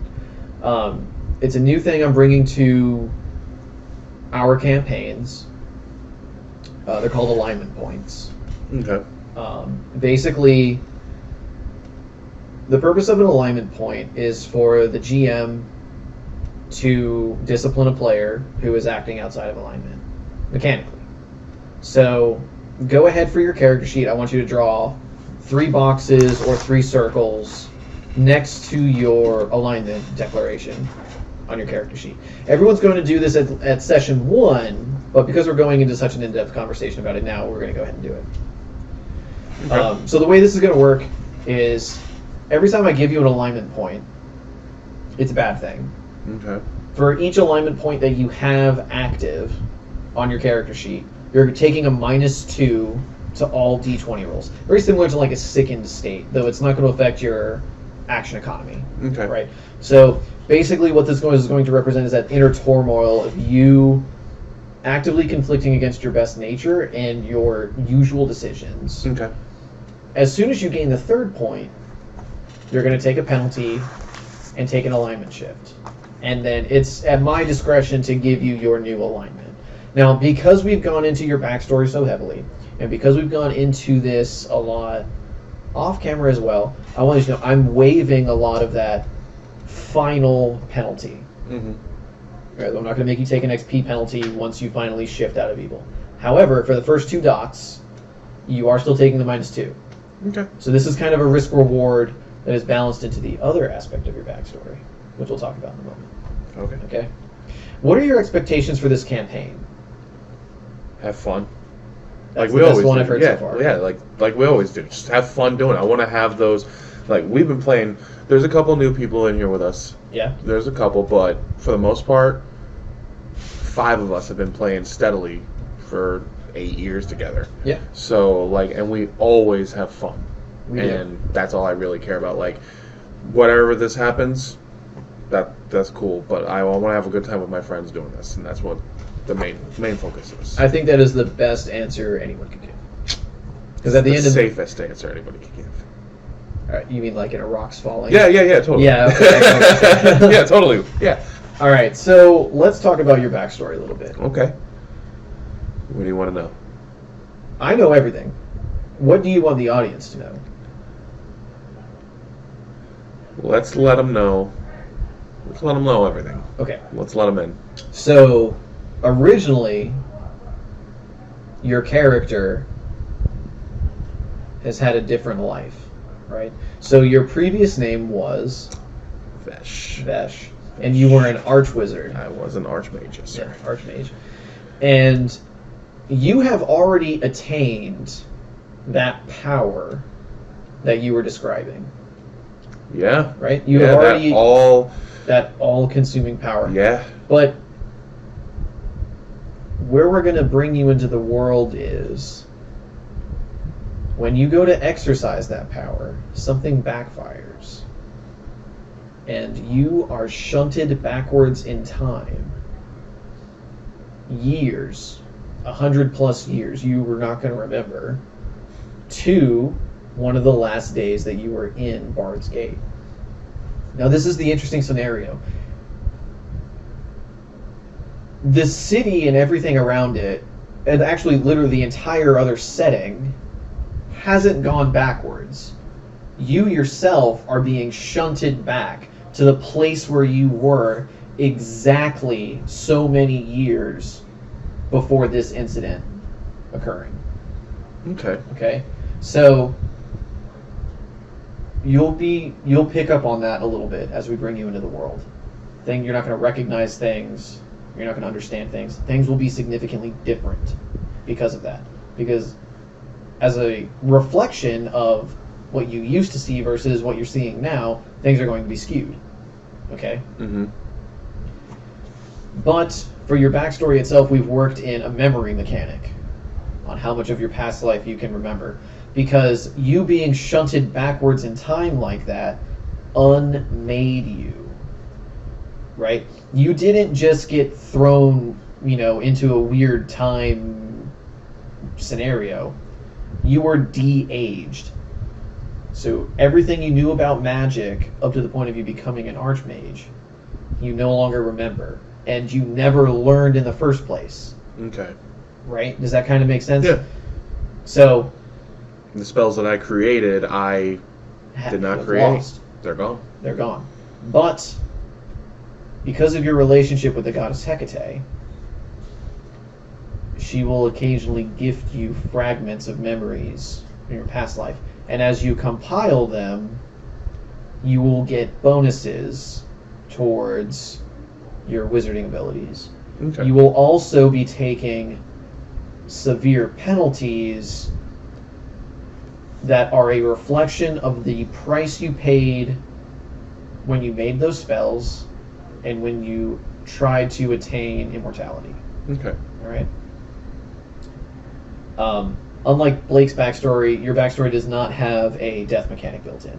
Okay. But just like his, things are going to get worse Before they get better. better. And that is for the balancing sake of the character and to keep the game in calibration. Mm-hmm. Okay? And so I'm hoping that because things are going to get worse, that will help fuel your need for that connection with the party. Okay. You will not be able to unlock all of your memories without help. There are certain characters in the party who could help you if they choose to do so. Not because of their backstory mingling with theirs. It's more or less their innate spellcasting ability. Okay. And that's primarily built into how the dream table works. I will say this. You gaining a memory fragment is based off of two things. The first thing being a wisdom or a will save. Okay. This is Pathfinder and not 5th edition. Correct. It is a will save. You have to make the save Okay. in order to move into the next position. So basically what happens is, to form a dream, you make a will save. If you pass the save, you get a chance to remember the dream. Okay. Remembering the dream is a mechanic that's based off of how immediately after you wake up, you can remember your dream 100%, maybe even only like 95%. But it is still very fresh in your mind. But naturally through the course of the day, your memory of what happened to you during your sleep begins to decay. It's almost impossible to remember a dream you had the morning of, let alone weeks ago, in the same amount of detail that you would have had just when you woke up. Certain situations being deja vu or reoccurring dream, as a hint to how the table's going to work. Okay. Okay? I will say also as well, so hypothetically, you pass the will save, you now pass the intelligence check to remember the dream. You're then going to roll a d100. The lifespan of your previous character is broken up into childhood, young adult, adult, and archmage. Okay. So 33%, 33%, 33%, 100. And then certain memories have to be unlocked from each portion to gain benefits. And until a benefit is unlocked, there will be some backstory penalty. So not all penalties may be directly affecting your character, but they may affect how other characters also remember you. Okay. All right? Okay. Excellent. So let's bring you into the world. I want you to close your eyes. And I want you to imagine yourself standing in like a guild hall or like a temple. It is very ornately decorated. You can see masonry and cobblestone, columns and walls. There may even be, like, in the fringes of your vision and in the fringes of the memory, tapestries and other forms of decorations in this place. But you feel an overwhelming sense of dread. You feel an overwhelming sense of evil. This is a place where the soul is destroyed. This is a place where the body is broken. And yet you command it. You feel at home here, as if you are the patron or deity of this place. As the dream you're having continues to form, you can see in front of you the tools of various crafting trades. Anvils, foundries, crucibles, hammers, chisels, blueprints. And you feel that it is from these tools the evil is emanating. You are not the source of the evil.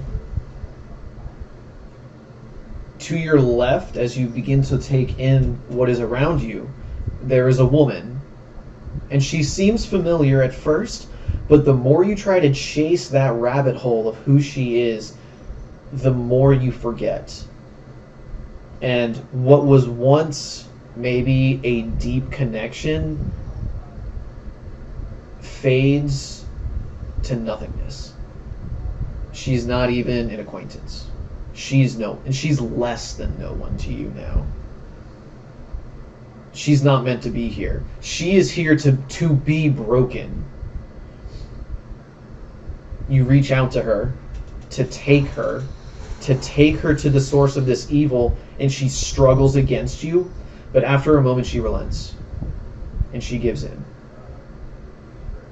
You turn back to see the source of the evil, and in those tools you find demons and devils, and you find corruption, you find greed, you find excess in every bit of society that you have ever loathed. From these figures, you form a connection, something that is like a siphon or like a leech, and with your free hand you pull energy from them to empower yourself, and at the same time begin to leech the life force of this woman. You break your eye contact to look at the girl, and in that fraction of a second you are pushed back. Some figure has come from this fountain of evil to stop you and has severed the siphoning process from this fountain of evil. As a result, you feel yourself flying backwards away from it all. And in a fraction of a second, what was once a clear setting around you is shunted into your mind's eye and becomes less than a figment, to a point where it erases into nothingness completely, and you're surrounded only in a black nothingness. You're continuing to fall, and the falling never stops until you appear in a room. You're fully dressed, you have your class components, you have your spell book, and your raven is with you, and to your right you notice that there is a woman who is sitting at some type of armoire putting on makeup, and she notices you and begins to scream for help. What do you do? Hold on, stop screaming. I'm sorry. Whoa, stop screaming. Please, stop screaming. She reaches for a dagger. Whoa, stop screaming. Whoa, stop. You hear the very loud, thundering footsteps of guards quickly approaching the room. She starts screaming for you to get out. Okay, I will get out. Right, stop. Where am I right now? You have no idea. You see a door. Do you go through it? Yes. All right. You go through the door, and on the other side you can see there's some type of atrium or great room. You see some windows to your right. Okay. And a large front door that leads outside of whatever building you're in. To the left, you can see 4 or 5 maybe fully heavily armored guards rushing you from a deeper portion of this house. They don't look like they want to talk, do they? No, they're getting ready to kill you. Okay, I'm going to go out the big door that looks like it's going to go out the front. Okay, He's got a good idea. You make your way to the door. Okay. It's open. Okay, run. All right, you keep running. You are in a vast city. You are up on a hilltop, and behind you, as you quickly look to see where the guards are, you can see that this is a massive mansion complex of some kind. The most elaborate house you've probably ever seen. There's a cobblestone path that leads from this front door down into the city proper. And once you can kind of get your bearings, you look down and see there's a walled section that is keeping the common folk away from this mansion, but there is a gate that is open. Why? You have no idea where you are. Okay, I'm gonna go run through the gate. I'm gonna get out of here. So, because I think I'm in the wrong spot. Okay. I don't know how I got there, but I'm not supposed to be there. You just start booking it for the gate. The guards cannot keep up with you. They're in full plate.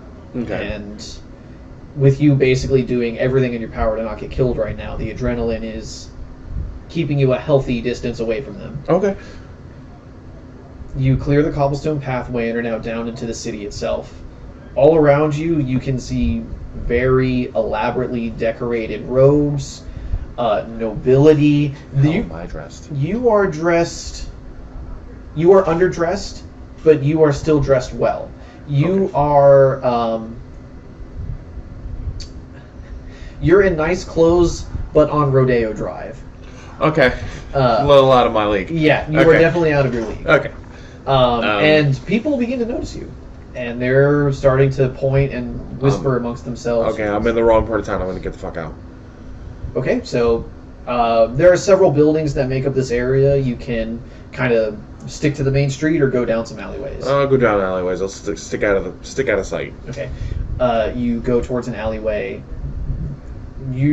First thing you would know about cities is that these are supposed to be very dirty and cluttered. Maybe even find somebody passed out drunk. But this is so clean you could eat off the ground.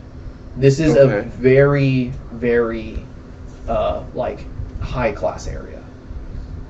There's nothing to hide behind. You would have to start jumping between alleys. Is there anyone around me? There are several people around you, but nobody has approached you. The guards, as you kind of look back, have started questioning the various not common, but if people I here. Can dip out of sight from everyone for a second, I would probably cast Disguise Self on myself. Okay. If I have that spell, I set up. I have my spell book, so you do. The starting spells that you've selected for this character are the only spells that are in that spell book. 100%. But I have nothing else from my past. Nothing else from your past is in the book. And you don't remember that there were other spells there. In fact, you don't even remember putting those spells in the book. It's just almost like instinctually, you know that what is in that satchel is a spell book, and instinctually, you would know I need to cast Disguise Self on myself right now, and would know how to do it. All right, then I would do that. Okay. You follow your instincts. You cast the spell. Okay. Your raven is still with you. It's perched on your shoulder, flustered and confused. Take off. Keep an eye out. If somebody starts approaching me, dive bomb me, let me know. It flutters off up into the upper part of the city. What are you disguising yourself as? Way more higher class than I should be. Okay, so you dress up. Oh, yeah. Okay. Do you go back into the main courtyard where the manor is, or do you continue away from the situation? I'm going to continue away from the situation. So, do I know where I'm at? Do I know what city I'm in? No. I don't. Okay. Let's go ahead and, if I'm dressed up now, I'm going to stay in this area, but I'm going to make my way away from the manor. Okay. But I would probably, what was I even doing? You don't remember. Roll a straight intelligence check. Just a d20 plus your intelligence modifier. Gotta be in the drain. Straight intelligence 16. The last thing you remember is something about tutoring. You were either going to be tutored, or you were going to tutor someone in the ways of magic. Do I remember a name? You do not. You don't even remember an appointment.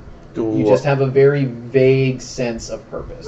Is there okay, so tutoring, teaching somebody, is there a school nearby that I might know of? Maybe. I don't recognize the city. Where am I going to go? Where should I do?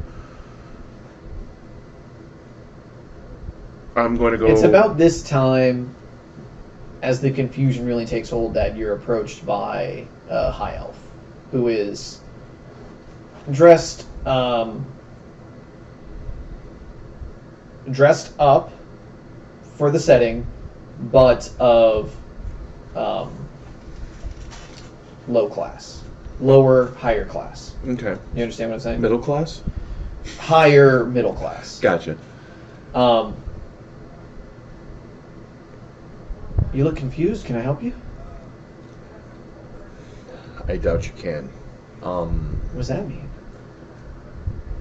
I don't want to bother you. I'm having a really bad memory lapse at the moment. Let's start with where you're going. Where am I? Can you tell me what city I'm in? You're in Bard's Gate. Okay, what year is it? he would quote the current year on the Imperial record, which I believe is 3295. That sounds good. All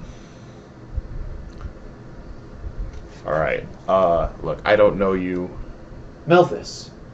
He goes to shake your hand. Alec. You would recall that your name is Alec at this point. Okay. Where were you going? You seem to be dressed with purpose? I remember that I was supposed to either tutor or be tutored by someone. I don't know who. That's not a very good situation, sir. I remember I got ready, I went. The next thing I remember, I was in a hall or a guild, and it was just.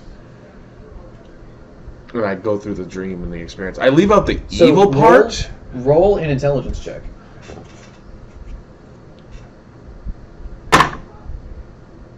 18. The only fragment of that dream that you remember is the falling. You Okay. were somewhere and then started falling. I was falling, and the next thing I know, I opened my eyes. I wasn't falling anymore. It seemed like I was falling forever, and there was a woman just sitting, combing her hair, putting makeup on, and she screamed, thinking I was something. So And- you see him kind of ponder in thought for a moment as he rolls a spellcraft check, because your self-diagnosis is kind of causing him some alarm. Are you a wizard? I think so. Is There's- Raven back? Or is he still up flying? You would not see him. We're on that one, dipshit. So the elf kind of like goes to look you up and down. Your disguised self won't last forever. They started chasing me. I didn't need to go back. The house but- god. Yeah, I point back to the mansion where I ran from. And I tell them that's where I woke up at. You're lucky to be alive. They would have killed you on sight for trespassing. Well, luckily they're slow. That is the downside of full plate. I don't wear armor, so I just can get by where I can get by. But I really have no idea where I'm from, what I'm doing.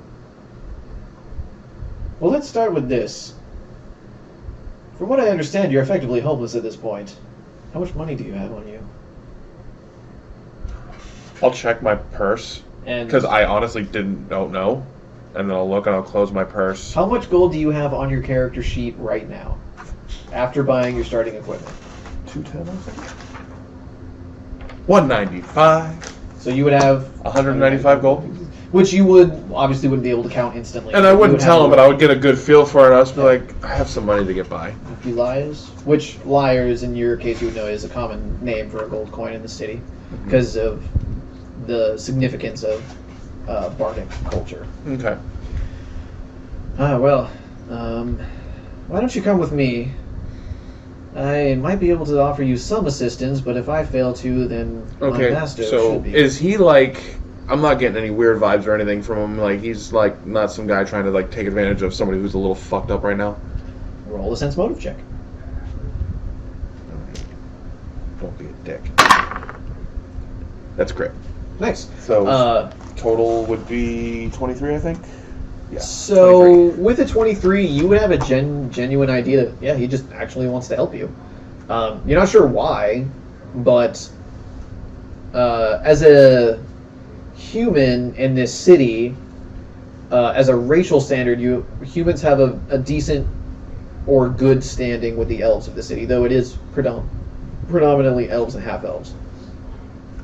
And that's due to the neighboring elven kingdoms Okay. around this area.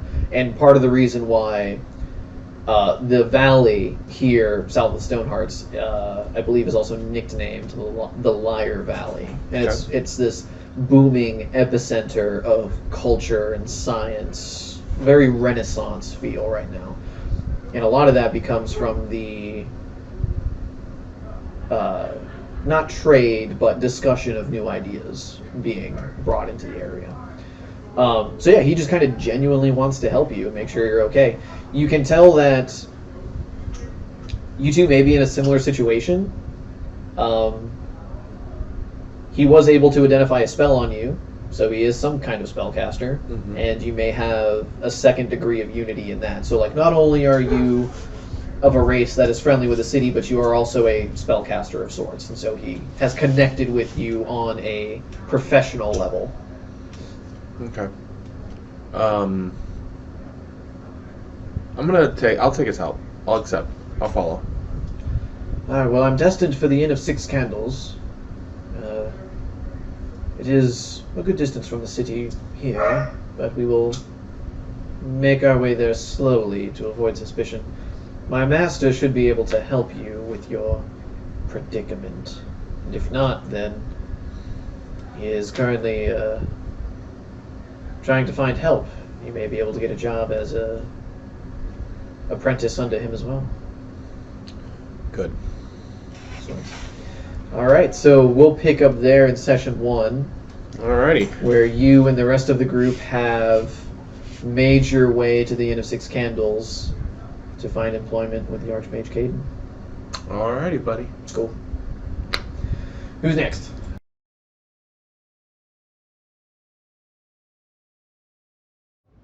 Alright, player number 5. Welcome to the table. Lou, Thank you. how's it going? Pretty good. Alright, so just as a quick rundown, what we're going to do is just a couple questions about you as a player, and move into your character, and then we're going to bring your character into the world. Alright? I'm excited. I would hope so. So, you, right off the bat, have the potential of becoming the most powerful character in the party. Usually. Just because of things we've talked about. So, I'm going to tell you right now, I have not fully fleshed out the apotheosis Yeah. process, and I put many asterisks by it because it will take a lot of tweaking. Naturally. Again, apotheosis from tiny boy to big boy. Yeah, it's going to be interesting. Let's get to know you a little bit. How long have you been playing tabletop RPGs? Well, I started off about high school. One of my friends one day is like, "Hey, you ever play Dungeons and Dragons?" And I'm like, Dungeons and Dragons? Like, isn't that for nerds? And they kept asking me like, "Hey, we're gonna meet up this weekend. Play Dungeons and Dragons." Yeah. So I'm like, "All right, I'm not doing anything. Sure, we'll go have some non-alcoholic beverages and play Dungeons and Dragons." Right. So I ended up going and learning the rules and had a lot of fun because these were all guys like I did LAN parties with. Oh, okay, so, yeah. We were all StarCraft nerds. Gotcha. Yeah, and then they're like, "Oh, we play Dungeons and Dragons. It's awesome." I'm like, "Okay, yeah, okay." A new category into your nerddom. Yeah. Gotcha. And it grew from there. We played so many campaigns. Mostly 3.5.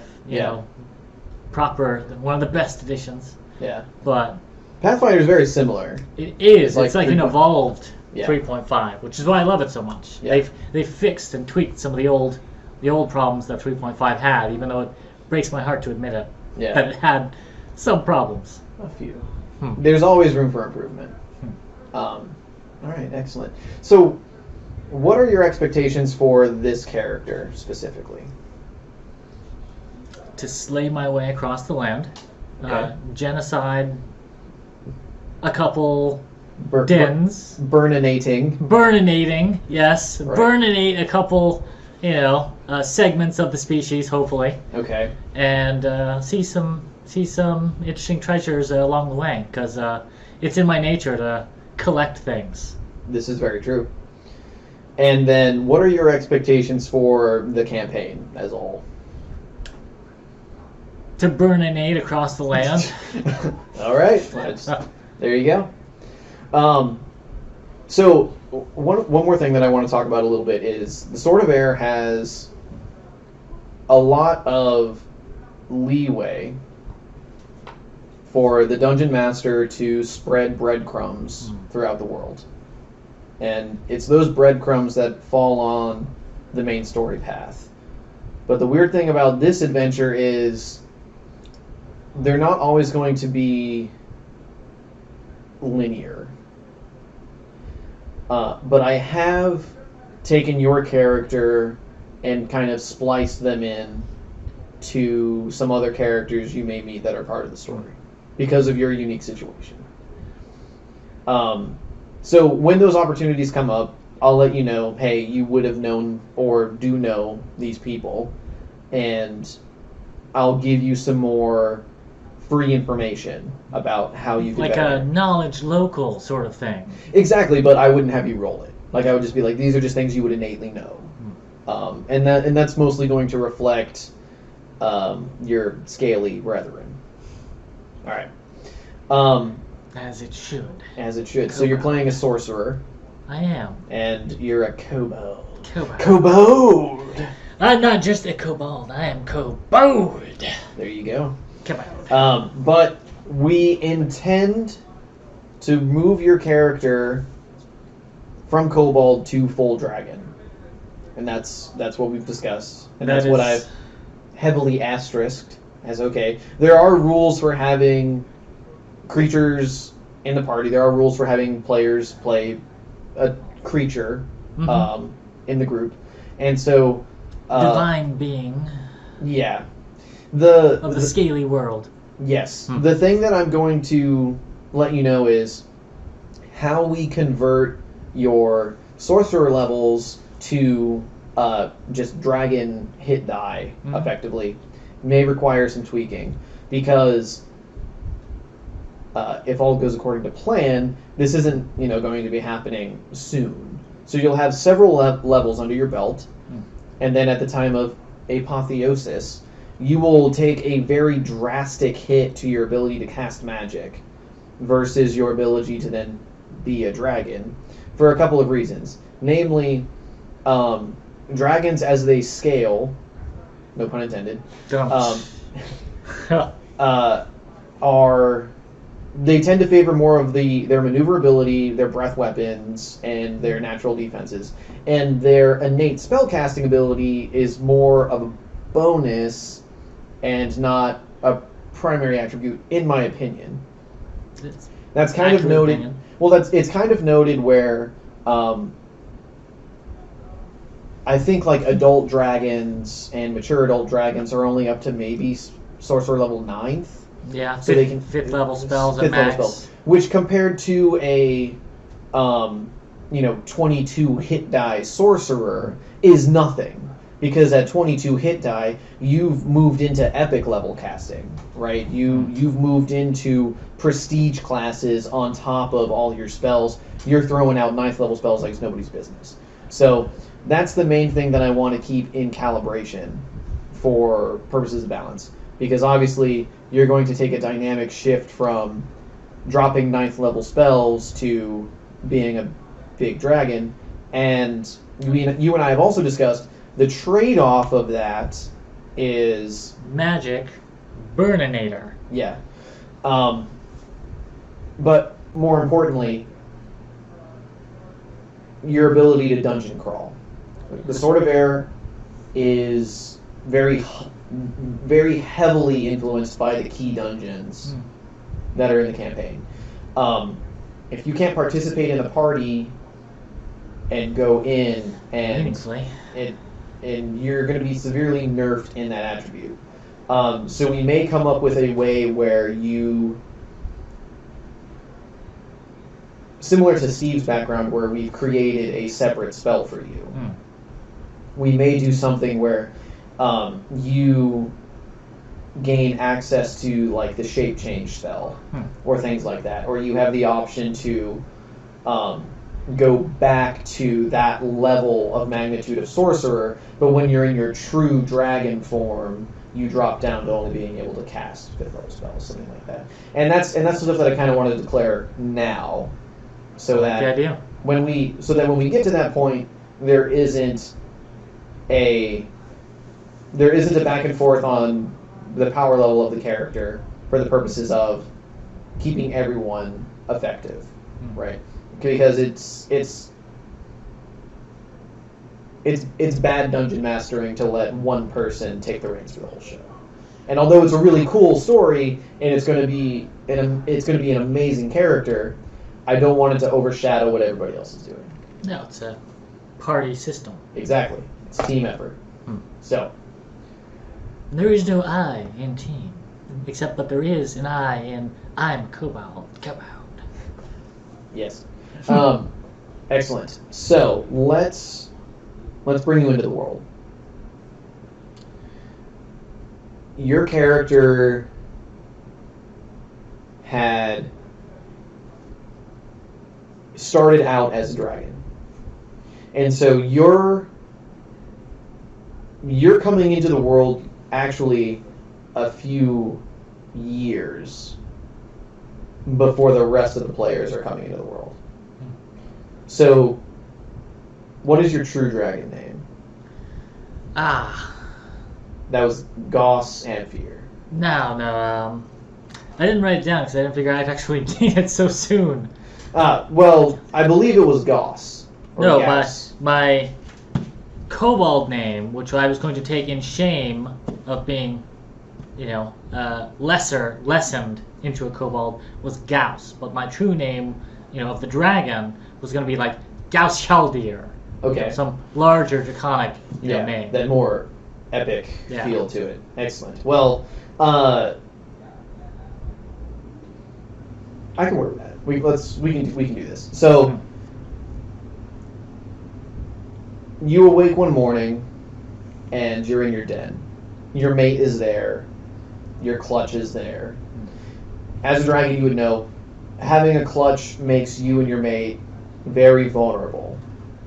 Dragon eggs are highly prized for hundreds of reasons, namely the ability to hatch and raise the young magically and then have a familiar or companion from birth grow into a full dragon.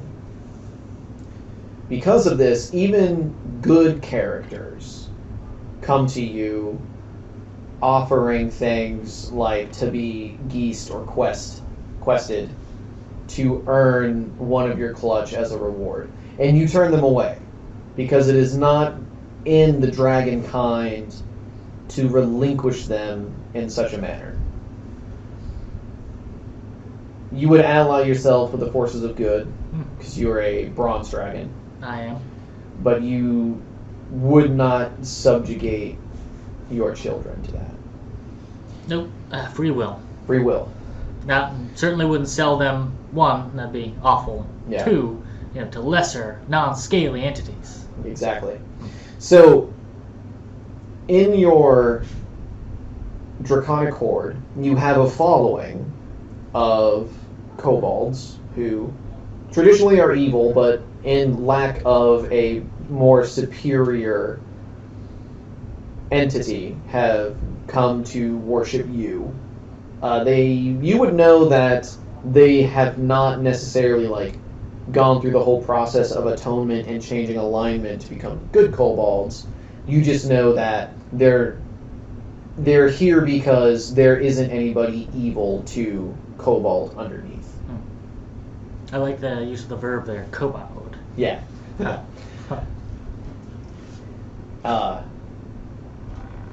Over time, you do hear some dissent amongst their ranks because it is not currently in your nature to burninate the countryside. Yet. Yet being the key word. But you do basically shepherd them through the Dragon Hills and engage in things like hobgoblins, orcs, you're keeping your habitat free of anything that may come to challenge you and your mate. You do one day begin to feel a sickening pain in your chest. You're there in your den, your mate's there, the clutch is there. A few of the kobolds are just meandering about, cleaning up after you guys, bringing you food. Very standard kobold things. And you begin to feel like you're having some sort of dragon heart attack. Shouldn't have ate that last goblin. As you grunt through the pain, you instinctually begin to know something's wrong and that you're being attacked magically. Your mate scoops up the clutch in her jowls and begins to leave and flee. Because if they have the audacity to attack you here, then there is a chance there is real danger. As she begins to leave with your offspring, you see a field of black, earthy, slimy tentacles reach up from the cave floor and begin to try to grapple and restrain her and pull her back down to the earth. You use your breath weapon, knowing that she would be immune, to rake the cavern floor and destroy whatever type of mass this is. In doing so, you have opened yourself up to whatever spell is brewing in your chest, and as you exhale this lightning energy, you begin to feel every bone in your body snap and pop and reposition itself. The pain is so unbearable that only your unbridled draconic rage combined with your paternal instinct, Paternal. yeah, I was gonna say paternal instinct to protect your kin is the only thing that's keeping you from collapsing to the floor. You look back to see where the kobolds have been cleaning, and you see that in place of various stones, stalagmites that have been naturally growing throughout your den, they've placed some type of ritual component that has lashed out to you magically and is siphoning the energy from you. In a brief battle, you slay hundreds of kobolds who you would recognize as the ones who have come to worship you, but in lieu of you being evil, have chosen to sacrifice you to Tiamat. They've used some type of curse or some type of magic to deform you. And at the end of the battle, you have shrank down to the size of a kobold. And thus Gauss is born, kobold, slayer of kobolds. Yes. In the following days, you immediately know that your ability to cast magic as a sorcerer has been severely hindered. Because you were a mature adult before, so you had access to magic. But now you feel you can't even cast cantrips. Like, your ability to cast magic has almost been stripped from you. Everything magical about you appears to have been stripped from you, and in your sense, you're basically just a lizard. You're even more akin to a very small, malnourished lizard person than you are kobold. And your hoard is there, but you have absolutely no way to transport it. In the following days, you find that hobgoblins from the Stoneheart Mountains, you recognize their clan insignia as one that you have purged from your valley before, though you do not know what it pays homage to. they had infiltrated your echelon of kobolds and corrupted them and convinced them that you were not of true draconic status, and you were to be sacrificed in a cleansing ritual to Tiamat, where your inferior draconic presence would be offered up to her to be remade as an evil dragon. Well, points for, what's the word? Points for being bold bastards. They're Being first on my hit list. Kobold. Kobolds. I like it. You, in the following days, you would learn also like all your draconic strength, every aspect of your being has been taken from you. You can't fight them. You have a few brief engagements with these hobgoblins, and you end up having to flee to save yourself. And the only reason you choose to flee is you cannot let them find your mate. And until you know she's safe and that your clutch is safe, you're reluctant to throw yourself to protect the gold. Hobgoblins come down from the mountains. They take everything down to the last copper piece, and any surviving kobolds leave with them. Those poor bastards. And from there, you would know from your time, obviously, as being a dragon, you had incredible perception. Dragons have an innate ability to see incredible distances. You know that to the south, there is a city of humans, humanoids, maybe elves. You don't really concern yourselves with it too much because unless you were to shape change and go visit, they would probably attack you on sight out of fear. As they should. Fear me, that is. Yes. Out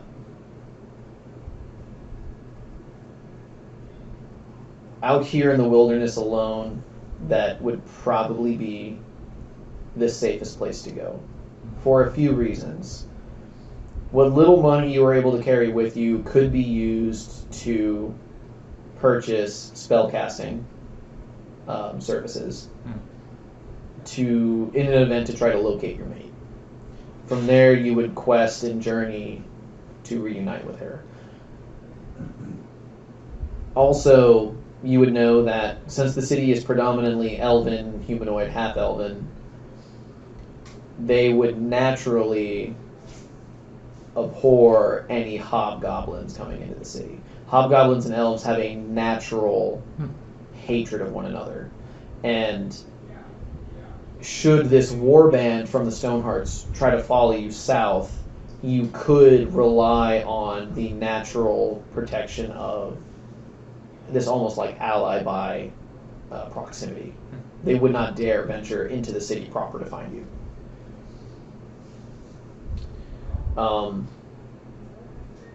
You spend a lot of time in Bard's Gate, but at this point you never really needed to know Common. You would always speak to your underlings and your mate in the traditional Draconic tongue. So you spend a few months learning Common first, and in those months your primary funds dwindle through thievery, food. You're not familiar with this diet, like things. Everything about your person right now is just new and strange. And what gold you have left is what gold you're basically allotted for character creation. That makes sense. Education is expensive. Yes, indeed. And you regularly go through the city, trying to find people to scry or legend lore, any type of divination magic that could help you find your mate. You would actively have purchased a few of those spells, and their results fill you with an unnerving amount of uncertainty.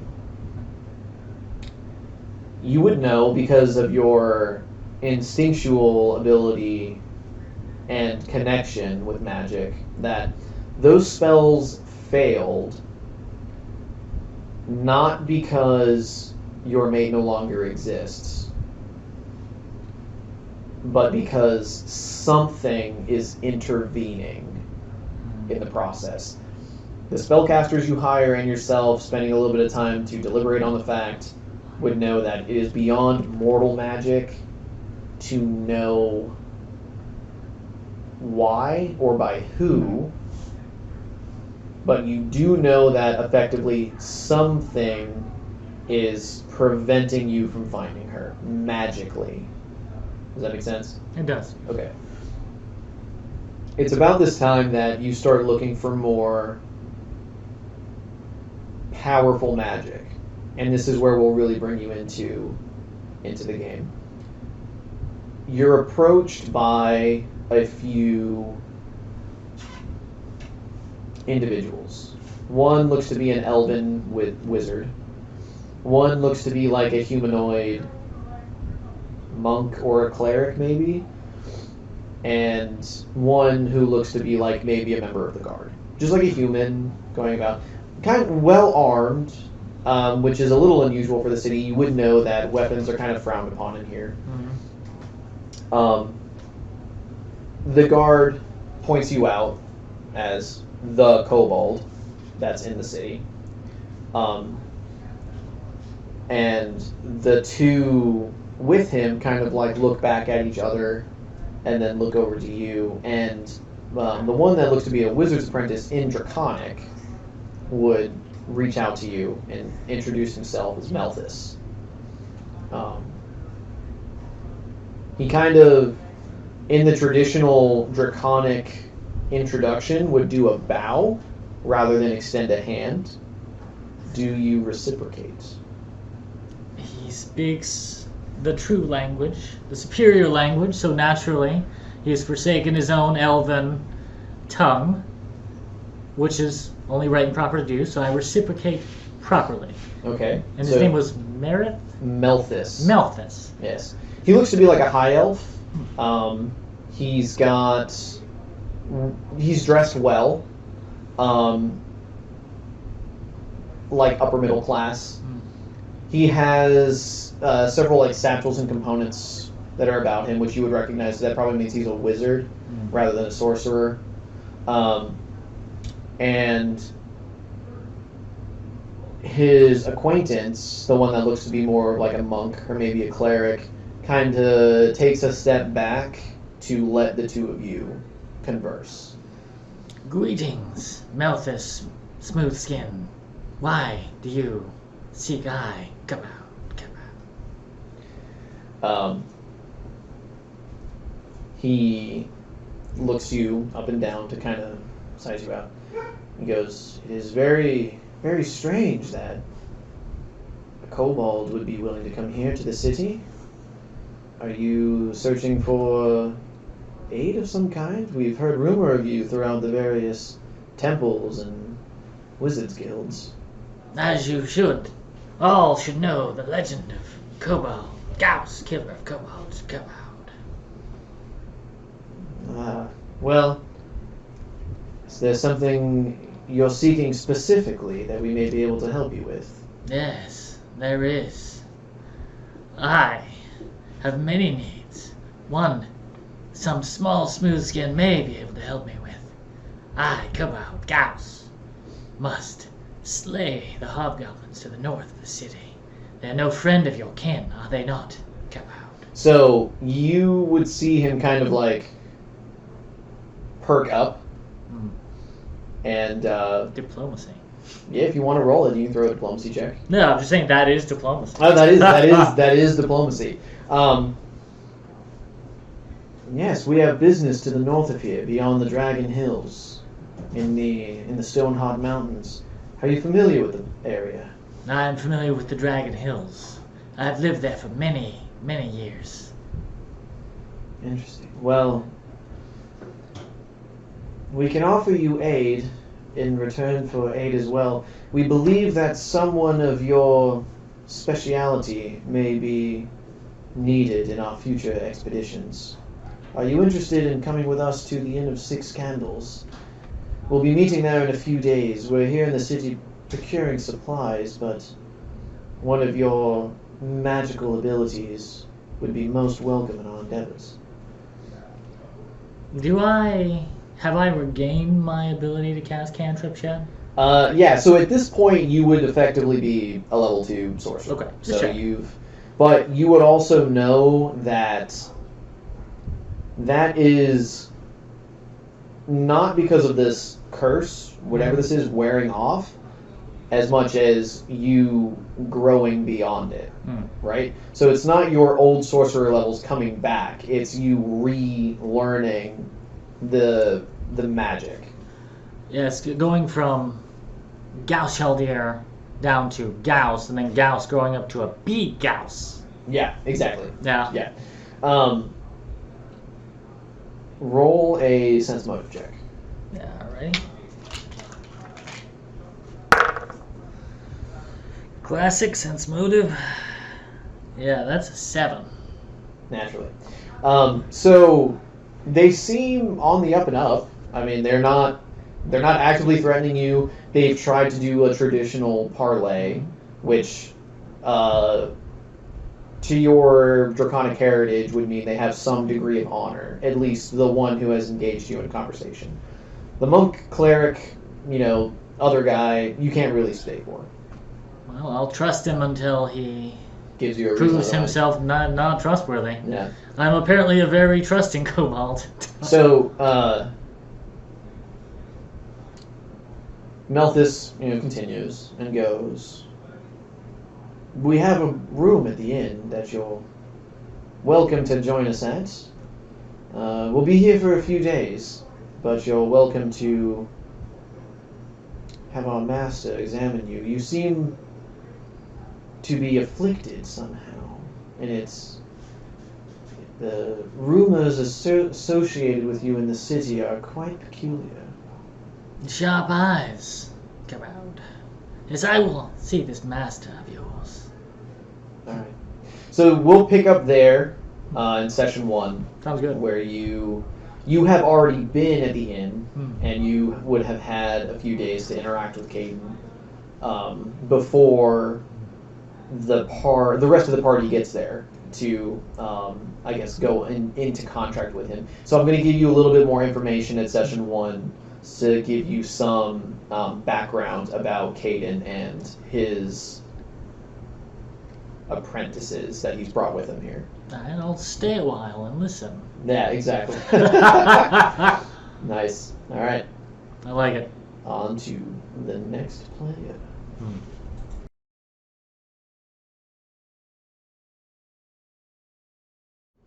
All right. Player number 6. Welcome Hello. to the table. How you doing? Doing good, buddy. How you doing? I'm fine. How are you? Oh, I said that already. So to start, we've got a couple of questions about you as a player, All right. and a couple of questions about your character, and then we're going to bring you into the world. Okay. All right.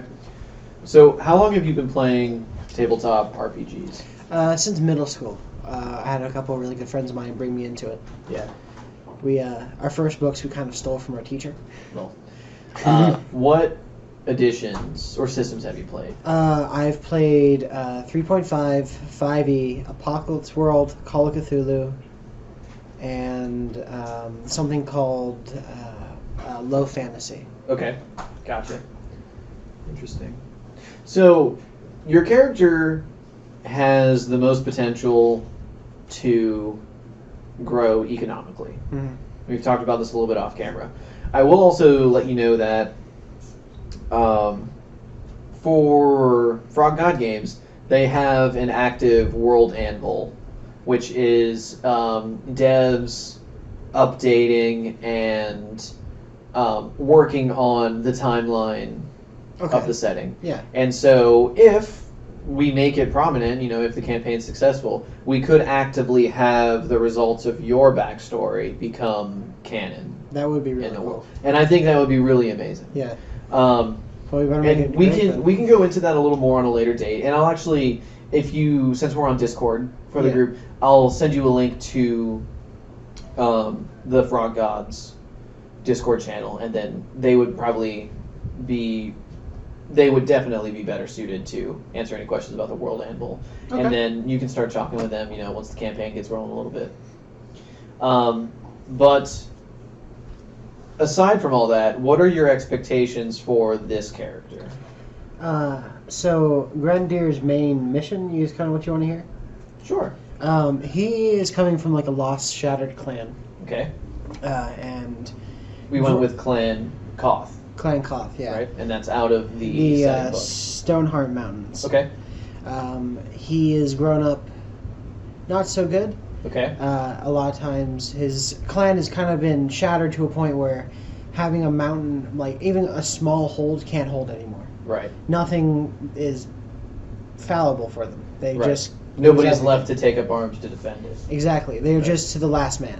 Okay. And he sees the weakness in his race. The dwarves are falling to pieces in his own mind. Right. So he wants to bring them back together and to really bring them back to their old ways and The great clans of old. exactly and Okay. like to really show that dwarves really are the best race. Okay. Mm. What are your goals for the campaign as a whole?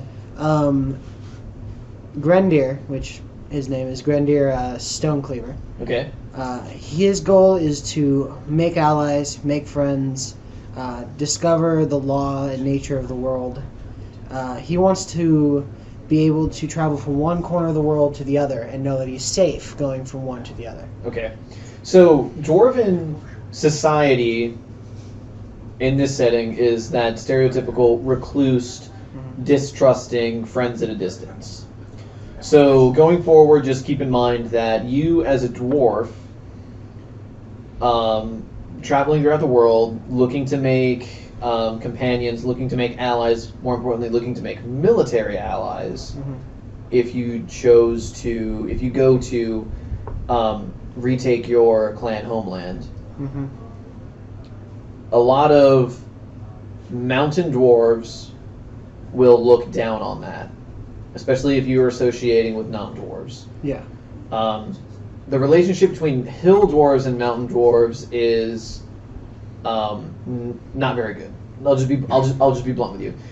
They don't get along, even though they're distant cousins. And in the time of the great immigration from the three realms, where elves, dwarves, and drow came to in this case, the prime material plane, they lost connection with their hill dwarf brethren. So it's been a deep-rooted distrust that extends to your cousins. Yeah.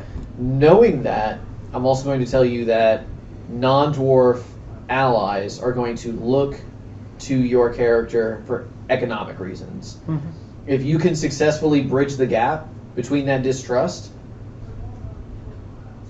a lot of people will abuse it to make money. Because there's the famed dwarven craftsmanship, there is the famed dwarven riches that are going to be sought after. Grendir, he knows that a lot of what dwarves can do and what they can make is highly sought after by the other races, because he knows that pretty well. Okay. His theory, though, is that in the end of the day, no matter who you're dealing with, money is the king of all. Right. So his plan is to use the dwarves, craftsmanship and just economic power to build up an empire of great strength that way.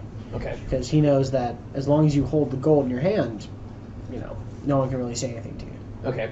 So, for your backstory purposes, are you an actual heir to the throne of the Koth clan, or are you simply going to be the de facto ruler of Clan Koth through your economic power? There isn't really any heirs left Okay. that are prominent enough in the clan to actually go for the seat. Okay. So at this point, it would be more of the most powerful dwarf in the clan can step up, but none have so far because They're shattered. yeah. They're And if scattered someone throughout the did world. stand up, then there would be more fighting, more war, and it would just fall to pieces again. Someone Okay. has to stand up that's so powerful, no one can say. And weather "No, that you." tide. Yeah. Okay. Got it. Interesting. Nice. So, and you're playing a cleric, Mhm. which is interesting. And your domains being Healing and knowledge. okay. How is that Let me ask you this: is that chosen for backstory purposes? Kind of. It takes a lot of knowledge to be able to run a kingdom and to know what you're doing as you go. Okay. But also, he knows that at the end of the day, he is only one dwarf. He will need allies, and he will need people of great import and great power. And the best way to, of course, get allies as such is to be able to heal and be able to trust and be able to give them knowledge and such for them to begin to trust you and seek after your own knowledge. Okay. So most mountain dwarves don't deal with Bard's Gate. Mm-hmm. So in this case, there is a small clan, I believe it's the Silverhelm clan, in the southern Stoneheart Mountains that kind of loosely associate with the city. They tend to favor interactions with humans and maybe half humans, half elves. Still very distrusting of full elves, high elves, wild elves, etc. So in this case, with your clan in shambles, coming to the city of Bard's Gate for economic purposes would have been a great place to start, because it is a booming Renaissance city. One of the largest cities currently in the Lost Lands, a center of trade, knowledge, art, architecture. If you could make allies here, you could make allies anywhere. And so in this case, you've probably started to loosely associate with the Silverhelm clan and come with them to the city. And you're kind of acting like, not like a liaison between them and what's left of your own clan. In this case, you're more here to learn how they operate with non-dwarves. Does that make sense? You're trying to get a feel of like, okay, if we really start to bridge this gap and we really start to focus on unity and inclusion, what is that going to look like? It's definitely going to be hard for Grandier because he hasn't really met many of the other races. Right. Mostly the ones he has met early in life weren't exactly the best of their kind. So I remember reading your backstory. Your immediate family is all dead. Yes. And they were slain in an ambush. Exactly.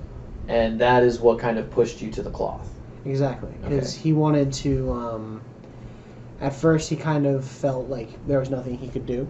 Right. So after a while, he realized that when faced with brigands and this bandits, the best thing to do is just reinstall law back into the land. Okay. So and that's a reflection also of your alignment, because you've chosen lawful good. Mm-hmm. Okay. I am lawful good, and I am under Tyr. Tyr is your primary patron deity. Yeah. Okay, that kind of makes sense, especially if you're reaching out to bridge into humans with a relationship, because Tyr's a human deity. Mm-hmm. In your character dossier, there is a deities handout. It's rather thick. But the Dwarven Pantheon is included, and so if you also want to pay homage to the traditional Dwarven Pantheon as well as Tyr, you're more than welcome to. Okay. In this case, it makes sense because as a lawful good character, with the intent of going into society as a whole, with the emphasis of bringing law and order to a future kingdom, Tyr would be an excellent place to show favor. Mm-hmm. Excellent. So, let's bring you into the world. All right. So the Silverhelm clan has come to Bard's Gate on a mercantile expedition. Your personal documents with that clan get you to Bard's Gate. As far as terms of employment, you're effectively a mercenary right now, because you are taking your skills not only as a cleric but as a man who can defend himself from the southern tip of the Stoneheart Mountains down into the Lyre Valley and into the city of Bard's Gate proper. So you're not necessarily interested in mingling with just the dwarves. Mm-hmm. You're interested in seeing what they do at market and what they do when there is cause for retribution, like when they're stolen from. Mm-hmm. When somebody wrongs them, when they're attacked, that kind of stuff. If it even happens.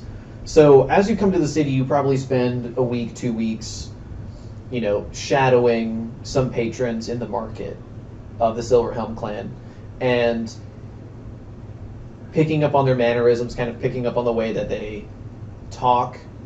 And you do notice that they do not aside with one another in the Dwarven tongue when there's another person around.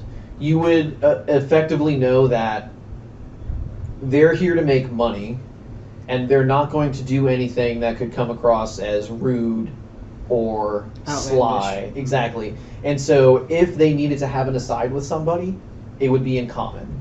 Or they would dismiss themselves from the conversation and go in private. And once they have retreated to a private setting, switch to the Dwarven tongue.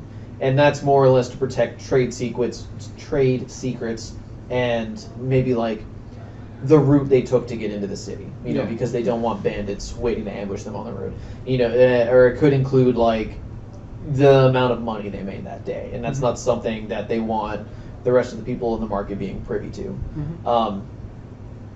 After a while, though, after a few days, they inform you like they're getting ready to leave. Their wares have run low, so they need to return to the mountain to basically restock. And they don't use advanced magic for relocating large amounts of goods. They'll use magic to defend themselves, but they don't have like a circle of teleportation here in the city where they can just move goods to and from the mountain. I get you. And you would know that they do that for a few reasons.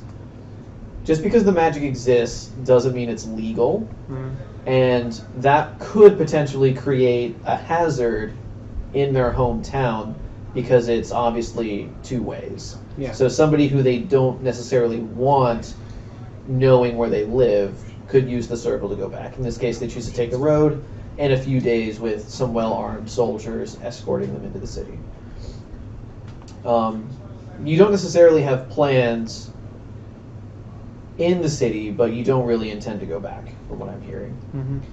It's about this time that you're approached by a rather rugged-looking human. You can notice him through the market over the course of a couple days. He actively wears half plate, and you would know also that because you're associated with the Church of Tyr specifically and upholding law, you have a writ that allows you to carry your falchion and your armor in the city while it's not only being donned but ready to use. Other individuals, like merchants, they would have to surrender weapons and armor for inspection upon entering the city, and they would also basically need a permit for sale because heavy armor, even most medium armors and heavier, as well as many weapons, are frowned upon to actively be using in the city streets, if not blatantly illegal. So in this case, a human who looks very much like a mercenary, armed to the teeth, multiple weapons, light crossbow, two-handed long sword, a couple of billy clubs, and half plate, approaches you in the market square. He goes, "Master Dwarf, a moment of your time." All right. So he extends a hand to you and introduces himself. "Vogue, I'm here on official business." Grandeur. "Good to meet you." You as well. "I've been tasked with procuring certain supplies here in the city for my master." Supplies. "Yes. He is conducting an expedition of sorts up into the north. North of the Dragon Hills, which you would know. Bard's Gate's right here. Dragons. It is full of dragons. Yeah. Good place not to go. It depends on who you ask. Bard's Gate's right here. These are the Dragon Hills here. Okay. Gulf of Akados. You would be from pretty much anywhere in the Stoneheart Mountains. I don't remember off the top of my head exactly where Clancloth descends from. But he says that they're going north of the Dragon Hills and maybe crossing through Bayan's Pass to come over to Iron Hill. So they're going in and up like this. Potentially. They may also take the west road this way and then come up. But he continues. Were to be a small caravan, my master is considering taking the mountain pass. Have you had word of late of the safety of the region? Well, it depends on whether you're a dwarf or not, my friend. That is an excellent answer.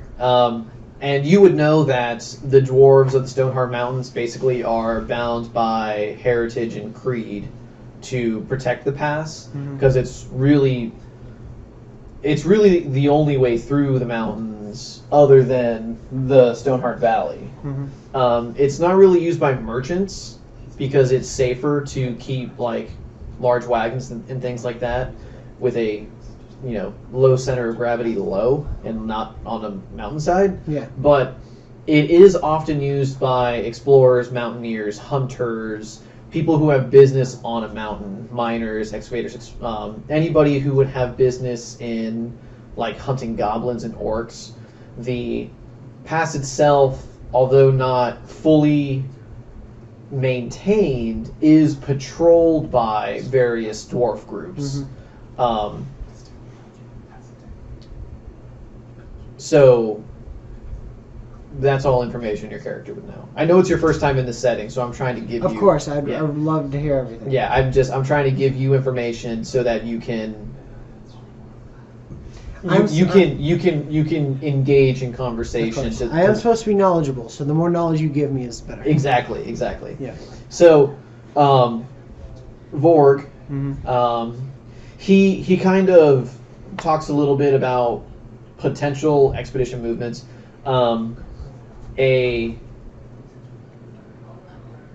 check phrase that you could roll a sense motive against would be that we're searching for a temple of Frey, an old temple of Frey that is rumored to be in the area. All right. Could I check and see if I would know of such a temple? Well, so you could either roll, if you're trying to know if such a temple would even exist, that would either be knowledge local or knowledge religion. Okay. Roll a sense motive first. Ooh, that is not good to begin with. And sense motive is +3. 14. Okay, so you would know that Frey, not to be confused with Freya, is the Nordic god of the sun. The Northmen typically stay north of the Wizard's Wall and up, probably even off the map from our perspective with the cameras, is the main gathering moots of the Nordic people. So to have a Temple of Frey that far south in the pass is odd. If there was to be a temple of a sun deity, it would be Dwarven. So, now, go ahead and roll me a knowledge religion. Alright, that's great. Knowledge religion. There, 2. It's going to be 20 non-natural. Nice. So, you also find it very odd that a guy who's basically a mercenary and has no business really, conducting things like rites and prayers and is more maybe interested in looting a temple. Yeah. Is kind of asking you for directions to where to go loot the temple. Yeah. So even if you did know of such a temple of significance, you probably wouldn't surrender that information to him without meeting his peers. Right? Yeah. No, I think he would definitely be suspicious now. Suspicious is the correct term to use. He is very suspicious of the situation. So, how exactly did you hear about this Temple of Frey? Over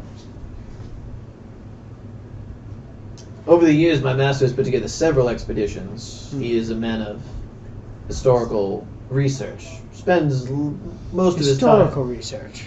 Yes, he spends most of his time with his nose in books, learning about ancient cities.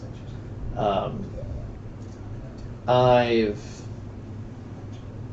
been instructed to try to gather some information about it. He would be the one to best answer your question. I only know that one might exist, and it's potentially our next destination. How many are on this expedition so far? So far, 5. Though we aim to recruit many more while we're here in the city.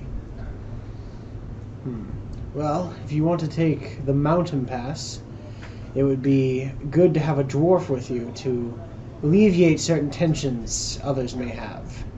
He's kind of taken back by your sly offer to join with them. And he actually produces like a small placard from inside of his breastplate, and he extends it to you. And he goes, well, I was simply hoping for directions. Having you in the company would be an excellent addition. Such a man who is well equipped to find as I am. The placard is addressed to whom it may concern. So it's kind of like an open invitation, and it is due for summonings, like a meeting that is to be taking place at the Inn of Six Candles, which, with your time in the city only being maybe a week and a half at most, you probably have heard of maybe in passing, but... I've heard it's a good place to drink. Yes. Other than that, who knows? There you go. And it's due for in about 2 days.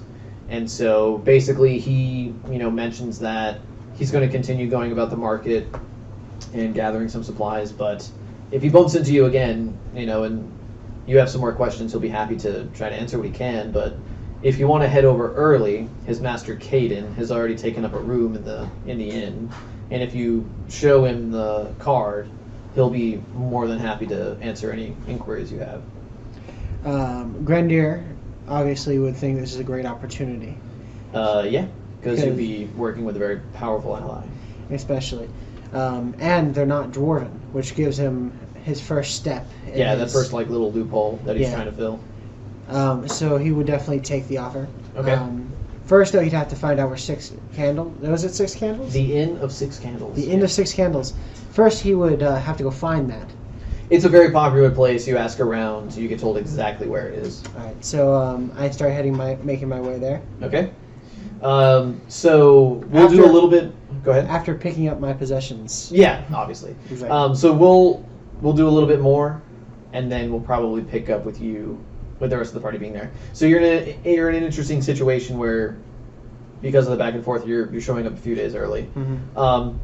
So you get to the inn. It's very lavish.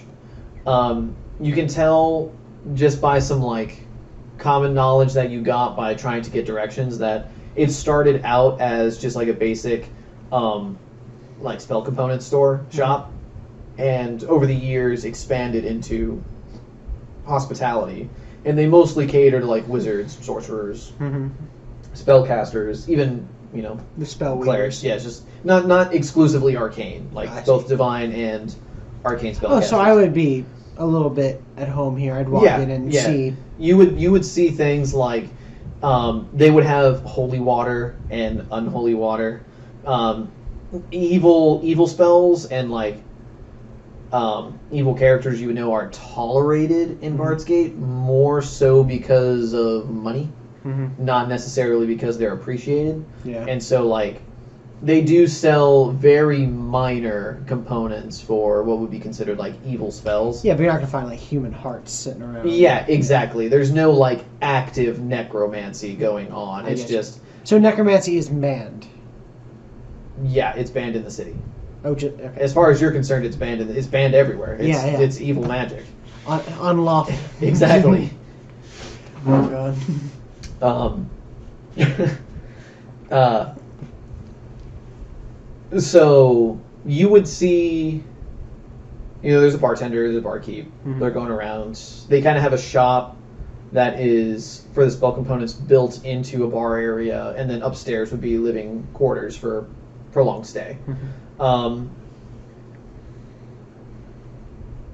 You're approached by a bartendant, that basically asking you, what do you need? Are you going to go to the store? Are you going to go to the bar? Do you have a room? Well, my good sir, I probably would need a room to begin with. Okay. Yeah, we have a few rooms available. Any private? Would you like to open a tab, or are you going to pay in advance? Let's open a tab. You never know what's going to happen tonight. Excellent.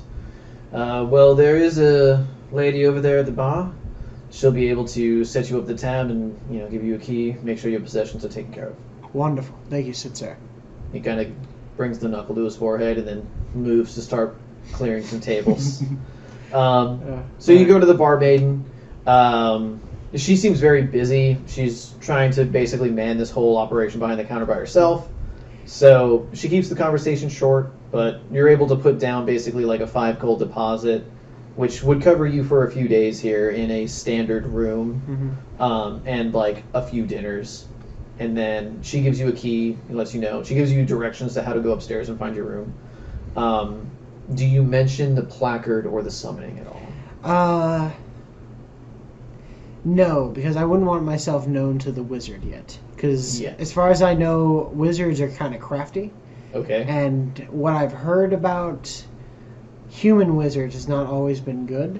Okay. So I would be kind of suspicious, and I would like to kind of try to find him before he found me. Okay, so you're more or less getting a lay of the land. Exactly. All right, yeah. So you would spend a few days here, basically relaxing, and then you would almost immediately recognize Caden, because he is an air of authority when he walks into the room. About 6 foot tall, bald, but he kind of has that like nefarious, Like bad guy look. yeah, it's a triangle of doom But- kind of thing. It's odd because all of his social interactions, he seems very charming. He just kind of has that face of Evil. no, like mean. Okay. Like He looks violent, but he doesn't sound violent. yeah, exactly. Okay. He looks like he could be in a biker gang, but he's actually kind of a teddy bear. I see. All right. Yeah. So he seems very very civil with everybody. I mean, obviously he's living here and doesn't want to be annoyed, but at the same time, if anybody approaches him, he doesn't really seem to mind. All right. You do notice that there's a kobold following him around. You would know what a kobold is as a dwarf. This would be very alarming because typically kobolds are evil. And see, this also adds to the fact that, human wizards, you got to watch out for him. Yeah, but he has a kobold following him around, and every now and then the kobold just kind of like coughs and then says, kobold.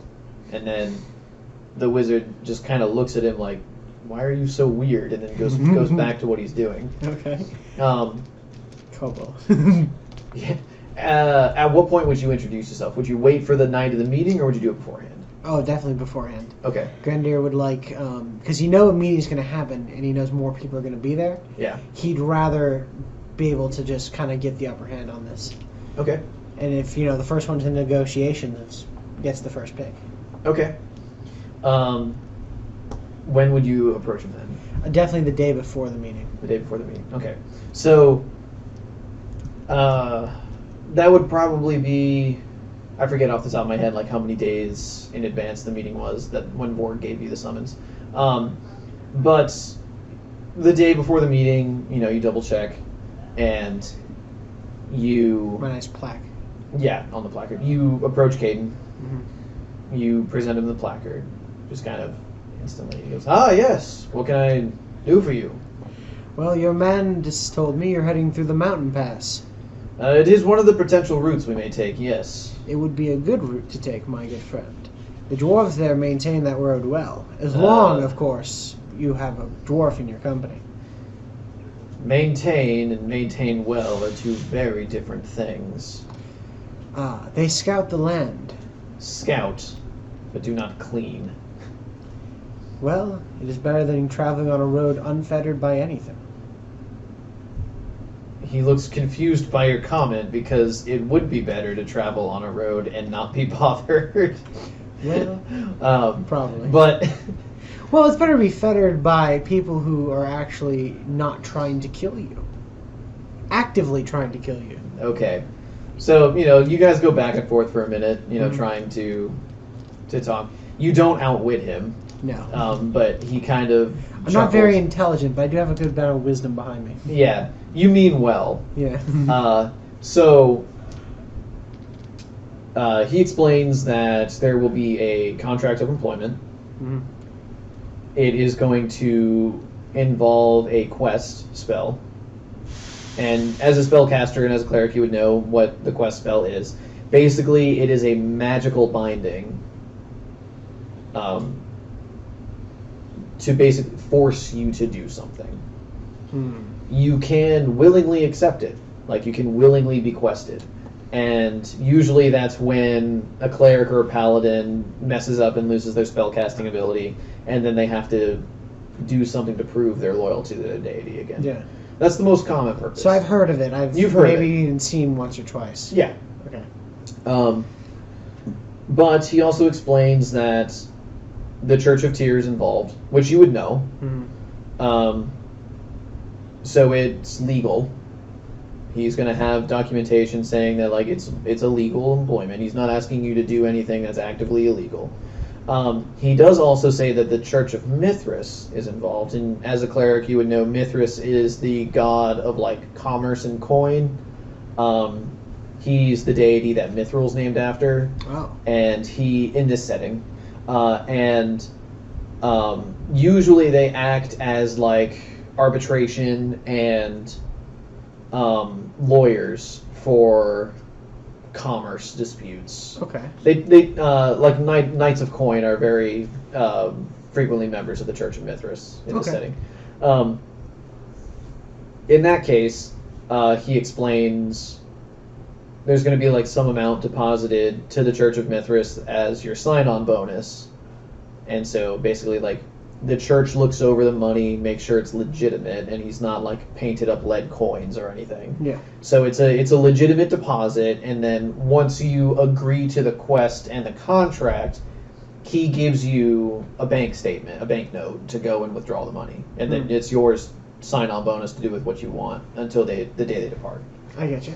So it all sounds legitimate. He does not really say anything about where they're going. He does mostly just talk about the terms. I can of definitely service. tell he's trying to keep the vital information private because you haven't until signed anything until yet. I say yes to the entire agreement. Yeah. What exactly would I have to prepare myself to encounter on this adventure? Okay, so you're trying to. Can you elaborate on that question a little more? Like, are you? I'm trying to see, just trying to pry, like, see if he'll give me any kind of information. Like, what am I gonna see on this? Am I gonna see monsters? Am I gonna see, like, am I more gonna be dealing with people than actually fighting, or is there gonna be more fighting within the people? Lots of travel. Travel is what he explains. So he gives you some information, but a check phrase that you could roll a sense motive on is this expedition has potential to take us all over the world. In my experience, that mostly means fields at night and stars over your head. Though we will be frequenting many cities, if I have it my way. And you don't have to roll sense motive if you don't want to. Like, you can just take that as So what exactly would I get from a sense motive? Just knowing, like, what he means by it? That's an excellent question. So sense motive is a skill where you just kind of, like, use your gut instinct to tell a couple of different things. It's most often used to counter things like bluff or deception to see if anybody's blatantly lying to you. Okay. Or at least if their lie lines up to something that is even remotely factual, right? You can also use sense motive to determine a creature's power level, roughly. And it usually will give you the grade. So like if you tried to use sense motive to see how powerful he was as a wizard, I could tell you like he's at least level 10. He's at least level 20.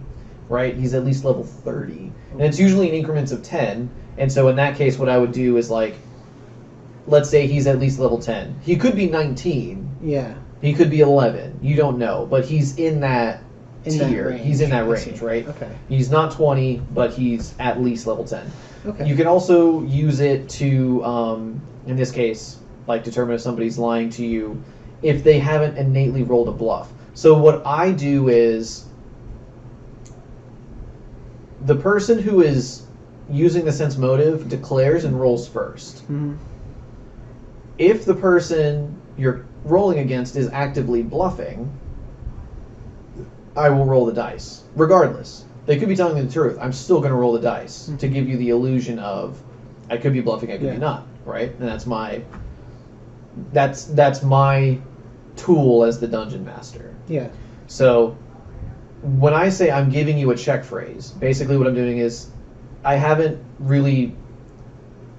did not pre-plan this dialogue. So instead of coming up with an entire 30-minute conversation, I'm condensing it down to one phrase that could summarize the events of the conversation. Yeah. And so that's what you would check against.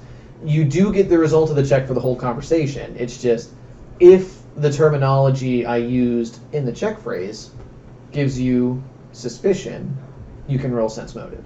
Okay. I think he'd be starting to like trust him a little bit more. Because first off, this man already seems to know what he's talking about. Yeah. And I may have heard like mentions of such an expedition at the Church of Tyr. It's very common to have archaeological and historical expeditions. Mm-hmm. You would, especially as a dwarf, you would know that like not every dwarf city is currently held by the dwarves. Yeah, no doubt. You know, there are military expeditions that get sent out to retake old dwarven holds. There are also old dwarven holds that were destroyed in a war that were abandoned. And so if they had cause to go and investigate the ruins, like I believe there's ruins over the actual path of Bayan's Pass of an old fortress. So if your character had cause to go there, you could just have an expedition of archaeological means to go investigate the ruins. I see. Like that's very common for this time setting for Dungeons and Dragons as a whole, Pathfinder, D&D, Wizards and Sorcerers, that any kind of setting. English is hard. Yeah, I know. I get you. All right, so I'm starting to understand, starting to get them. If anything, your character being lawful good would have gained more trust in him once he declared that he was getting the church involved for legitimacy. Oh, no, definitely. When he mentioned the Church of Tyr, he immediately felt better because he's dealt with the Church of Tyr for many years now, and he knows that they're always usually on the right. Well, you have been, but not the church here in Bard's Gate. Your days here in Bard's Gate so far have been mostly Shadow. I have to trust, though, that... the two separate covens have mutual standing. It's the same deity, so I have to, have belief in that. Yeah. All right, cool. So getting back to my point, did you want to roll sense motive? No, I think Grundir is starting to just kind of go with the flow and starting to... Okay, yeah, you trust him a little bit. Yeah. All right.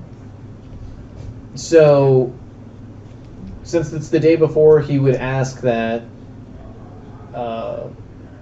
we do like official signings and stuff the following day. Mm-hmm. But he does invite you to go up to his lodging to peruse the contract and see if there's anything in it that you would want to amend. Or maybe, sure, I'll go with him to see the contract. Okay. So, you head up into his room, and you see that there's actually what looks to be like a cleric of Tyr here working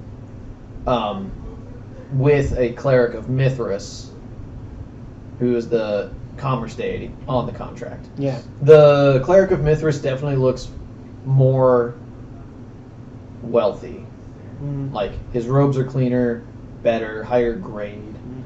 He doesn't really carry any weapons, but he does have like spell component pouches kind of over him, and he mostly uses those in rituals to bless documentation. Oh yeah, because I think with the Church of Tyr, where we have to go out and fight most of the time. Yeah. And when we do, we take a couple nicks in like the robe stays nicked because it's just a show of our faith. Right. Mm-hmm. So the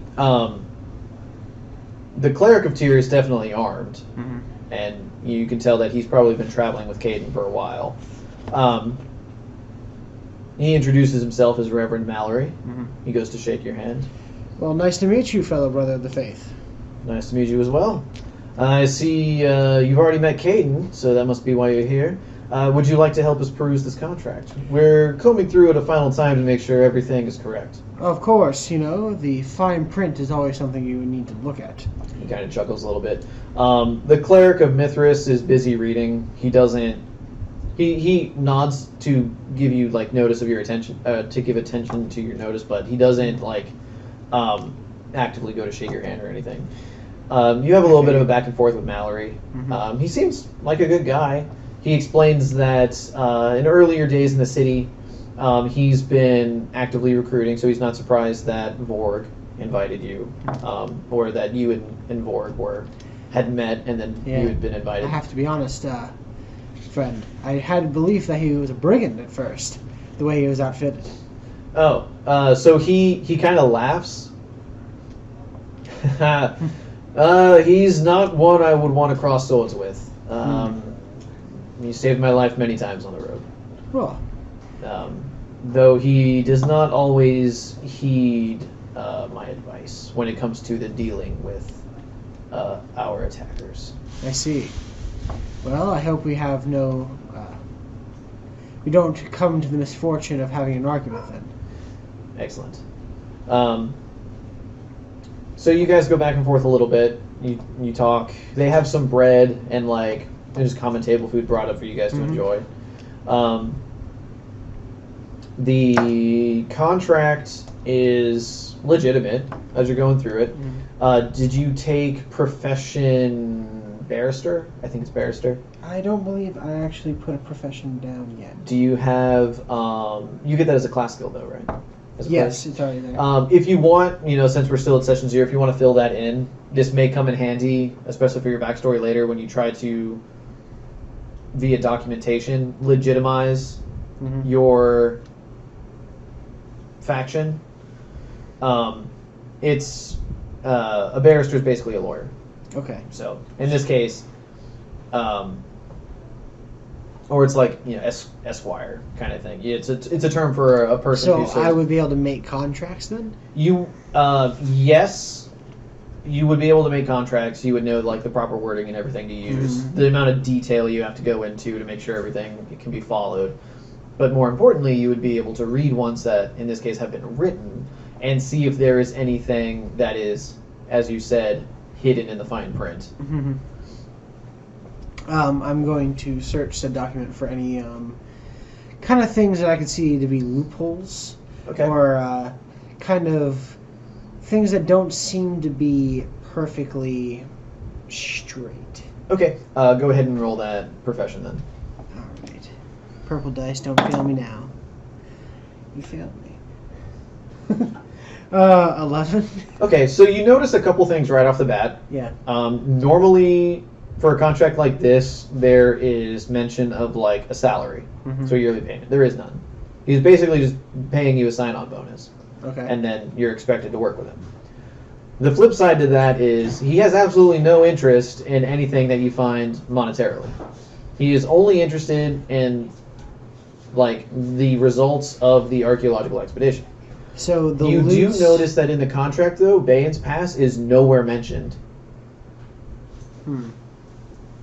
So effectively, he's not going to pay you out of his own pocket. Anything you find is yours to take, and however you want to decide it's split up between you and anybody else who signs this contract is none of his business.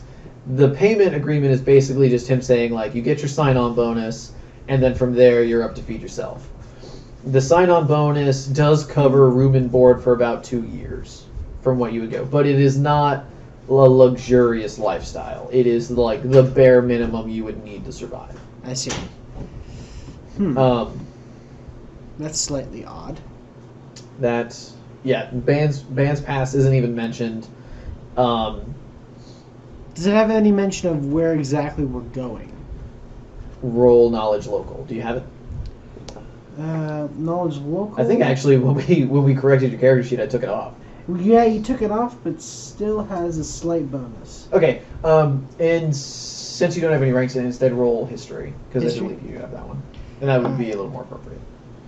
History, right there. Alright. Help me, please. 17. Okay, so your contract is actually going to a city near Bayan's Pass. It's not really a city. It's more of a town. It's right here. It's called Elise. Mm-hmm. And the reason why Vorg or any of the other individuals when we meet at Session 1 would mention Bayan's Pass, it's because they've taken that road in the pass to come from Ream, which Ream is way over here. I see. So instead of coming this way through the southern parts of the Stonehearts, they took a north road and then crossed the mountain and came up this way. I see. All right.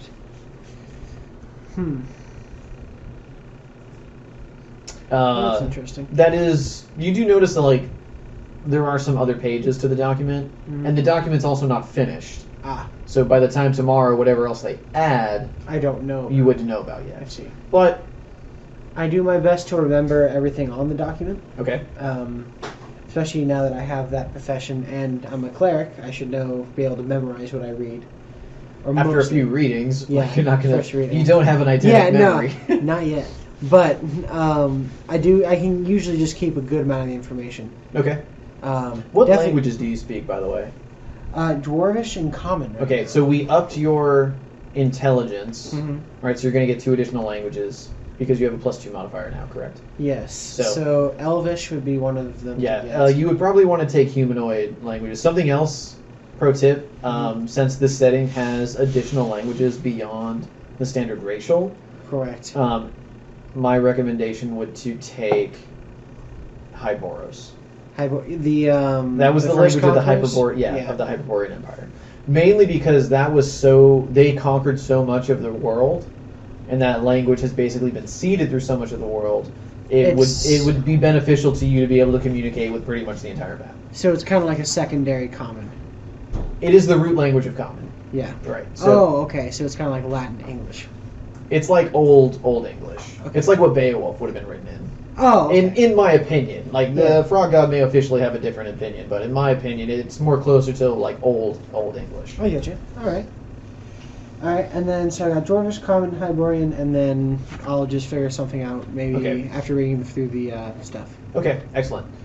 All right, so we'll pick up there at Session 1. Wonderful. Excellent. Yeah, I'll look through the contract, get everything done, good to go.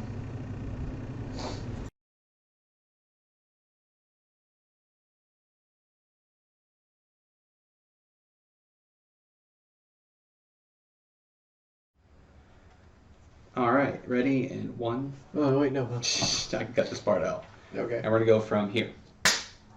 All right, Dylan. What's up? We have finally got to this point. Like, you've interviewed all the players. I think the DM should also have his own moment. The unsung hero of all campaigns, especially someone like you who has been, for us at least, the forever DM. Yeah. Which we appreciate. You have really good stories and definitely have enjoyed a lot of them. Well, all of them. Most of them. Just when I get an airship. Always my goal. But, I met you in this hobby, so how long actually have you been doing this for? Oh, God.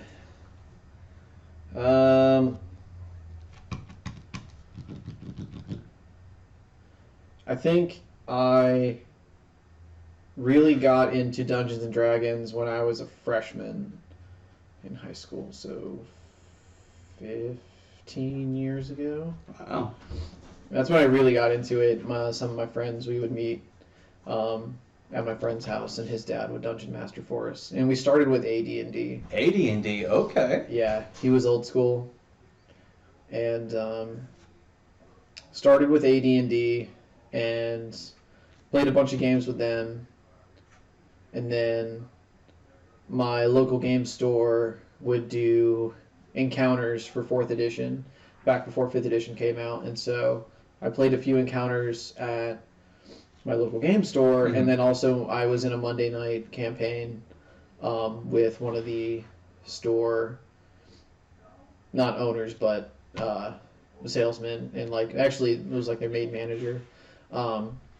He ran a Monday night campaign for 4th edition, so I played in that for years. Okay. And the then, edition hated and loved by many. Because it was too different from 3.5, I think. 4th edition is a tabletop combat game. It is. 4th edition is, if you love combat and you love I always call it the Yahtzee effect of I just roll dice and try to get a natural 20 every time I attack. if you just love that, you'd like 4th edition. Because I feel that because it covers all the combat, it leaves all the fluff and RP open to the group. But it seemed a lot of people, from what I've read, needed that little extra handhold on some of those. But I liked 4th edition. I still do. I do understand its limitations. It has its place. Yep. It is a unique system. I think their main downfall was they changed up items a little too much, and they started giving items instead of just like, oh, it can cast spells and stuff. Like it had their own like unique encounter or daily or utility powers and stuff like that. And then it got, at the time it was made, you have to remember that like Wizards of the Coast was competing with things like Blizzard Entertainment and like back then there's definitely elements of those games. Exactly, like reflected. And so they were competing with things like RuneScape and World of Warcraft, and so the character builds in 4th edition incorporated a lot more gear, and so there was like a grinding aspect that was incorporated that a lot of people didn't like. And so obviously, like if you didn't have a dungeon master who understood the updated loot mechanics and kind of like how loot was more actively involved in your character design, then the game could be a little difficult. But I really like 4th edition. Not much a fan of 5th edition though. Yeah, I don't like 5th edition, and that's fine. I mean, it's just my.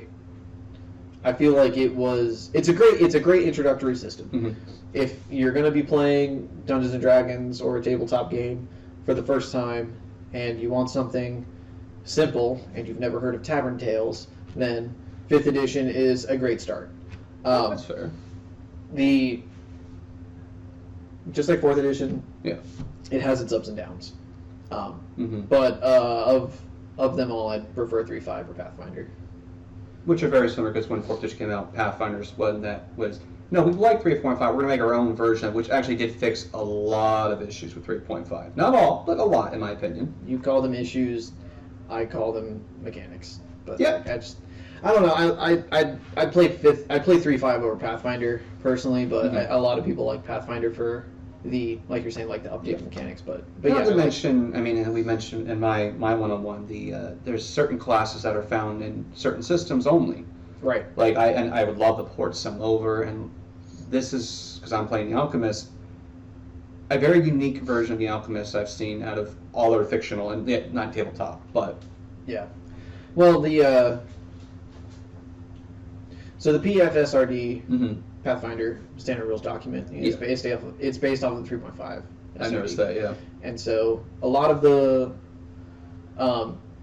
core 3 and the core rulebook overlap, except for some changes like the XP cost for spells and stuff. But beyond that, like the witch class for Pathfinder, I think is unique. I was tempted on that one, but I play Warlock a lot, and I was like, that's. It's similar. It's very similar, so I wanted to take a different route. But. Yeah, it's a different spin on it, in my opinion.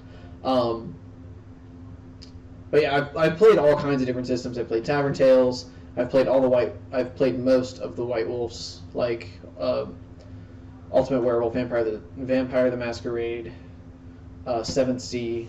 What clan was your favorite vampire? I don't remember. You don't remember? Yeah, no, I played Gamma World, which is based off of 4th edition, in the 4th edition SRD. Now, is that the one where you were the swarm of rats on bikes? Yeah. I've wanted to play that ever since you told us about that character. Yeah, so character creation in Gamma World is 100% random. You generate an origin, a power, and something else. I forget the exact terminology that they use. It sounds like playing a game of Munchkin in a way. Kinda, yeah. But like all their skills are very similar, their powers are very similar, like the at-will, encounter daily, and then like utility. Which is a decent system. I mean, yeah, it's video game mechanics. Yeah, it's very, I don't know, repetitive. It is. But like the character generation one is really unique, and I liked it for the randomness. There was a lot of like really crazy. I do hope one day to play that. If I can repack. If I can find the cards and repack them into boosters, we will totally play a game of Gamma World. Oh, you actually draw cards to set everything up? I'm not going to go into it too much, but there is a because remember, Wizards also owns Magic the Gathering. So there is a card mechanic. I gotcha. Yeah, Wizards did a lot of that. Okay, but aside from the standard D&D stuff, Pathfinder, which was an offshoot, and those kind of, were there any other, or what's been your favorite system or type of system to play in? Because I know most of them are D20 systems. I know GURPS is D6. I know the Warhammer stuff is D10s. Well, D100, but yeah. Well, so I really like Shadowrun, first edition Shadowrun for the D6 pool. Mm-hmm. I played a lot of that with my buddy Joey. I also really liked the Fantasy Flight Warhammer systems, both Warhammer Fantasy and the Warhammer 40k offshoots. So like Death Watch, Dark Heresy, Black Crusade, and then they released Wrath or Glory recently. Not recently actually, but within the past few years they've released another update for Wrath or Glory that I really want to play. I haven't had the opportunity to because COVID. Yeah. COVID, everything else, life, work, all that. I mean, usually you used to have quite a bit of games during the week. Yeah, so. I have a problem. Hey, I don't blame you. You're able to do it. I would love to be able to play during the week multiple games, but yeah, unfortunately, work doesn't really let me. Yeah. I think the most I was playing at any given time, I think I was in four groups. We met throughout the week: Monday night, Thursday night, Saturday night, Sunday night, Sunday. Well, maybe in the future we can start recreating that. Yeah, no. Yeah, I'm sure Zero might kill you for that one, or kill us. Both. Probably. But okay. Yeah. So you chose a Sword of Air for this. Yeah. I know there's quite a bit you could have chosen in Pathfinder. What made you choose the Sword of Air? So I've had the privilege of playing the Sword of Air once already. Mm-hmm. It's my buddy Michael, who was the dungeon master, and he's an excellent dungeon master, one of my favorites. And the story is not linear. Okay. Per se. Is it almost like a choose your own adventure in a way? It can be. All right. Effectively, the main Sword of Air book is just broken down into several areas of interest and then some details about them. And then actually the bulk of the book is everything that's potentially in the surrounding area and all the side quests and all that kind of stuff that can be generated just in the Gulf of Akados. So this definitely leans more on the exploratory pillar of tabletop. Yes. Which is okay. Because we're in a new campaign setting, mm-hmm. I wanted something that would not just encourage you, but force you to learn about the world. Yeah, which I'm personally down to trying to, because I know our games tend to lean a lot more towards combat at times, and whether we intend to or not, but it is refreshing to lean more on those other pillars. Well, I've always before this, mm-hmm. before we were filming the last campaign that I had ran, I had always talked about I wanted to get a world map made. I wanted to go into so much more detail about the backstory and why certain things were happening and give you that information, and I just never physically had the time to compile all that information. Yeah. And so that hurts sometimes as a dungeon master, and every time somebody asks me about dungeon mastering advice, the biggest piece of advice, there are a couple of people, I'm not going to say who, but a couple of people in the group have reached out to me and have asked hey, I also want to dungeon master something, can you what advice would you give me? And the first piece of advice I always give a new dungeon master is whatever stimulates your creativity and whatever makes you want to dungeon master, do that. Makes sense. Because that's good advice. Because getting the drive to prep and getting the drive to not just improv everything every time you meet a group is sometimes hard. Yeah. And so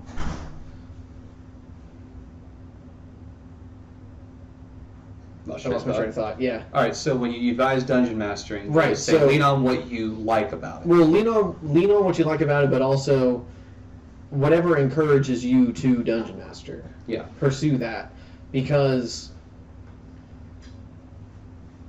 not only just finding the time, Mm-hmm. but finding the energy and finding the drive Yeah. to prepare for the game can be difficult.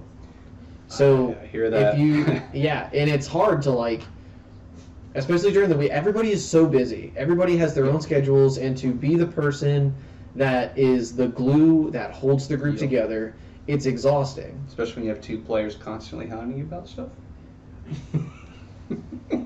Well, no, if you're referring to yourself and Steve, Yeah, a little bit, but it's no, because I will always do my best to reciprocate your enthusiasm. Mhm. So if you love your character and you love your backstory and you love what you're bringing to the table, I will do my best to reciprocate that, because when I play, nothing shuts me down more as a player than a dungeon master who dismisses my my energy and who Your dismisses my investment, enthusiasm. yeah. Right?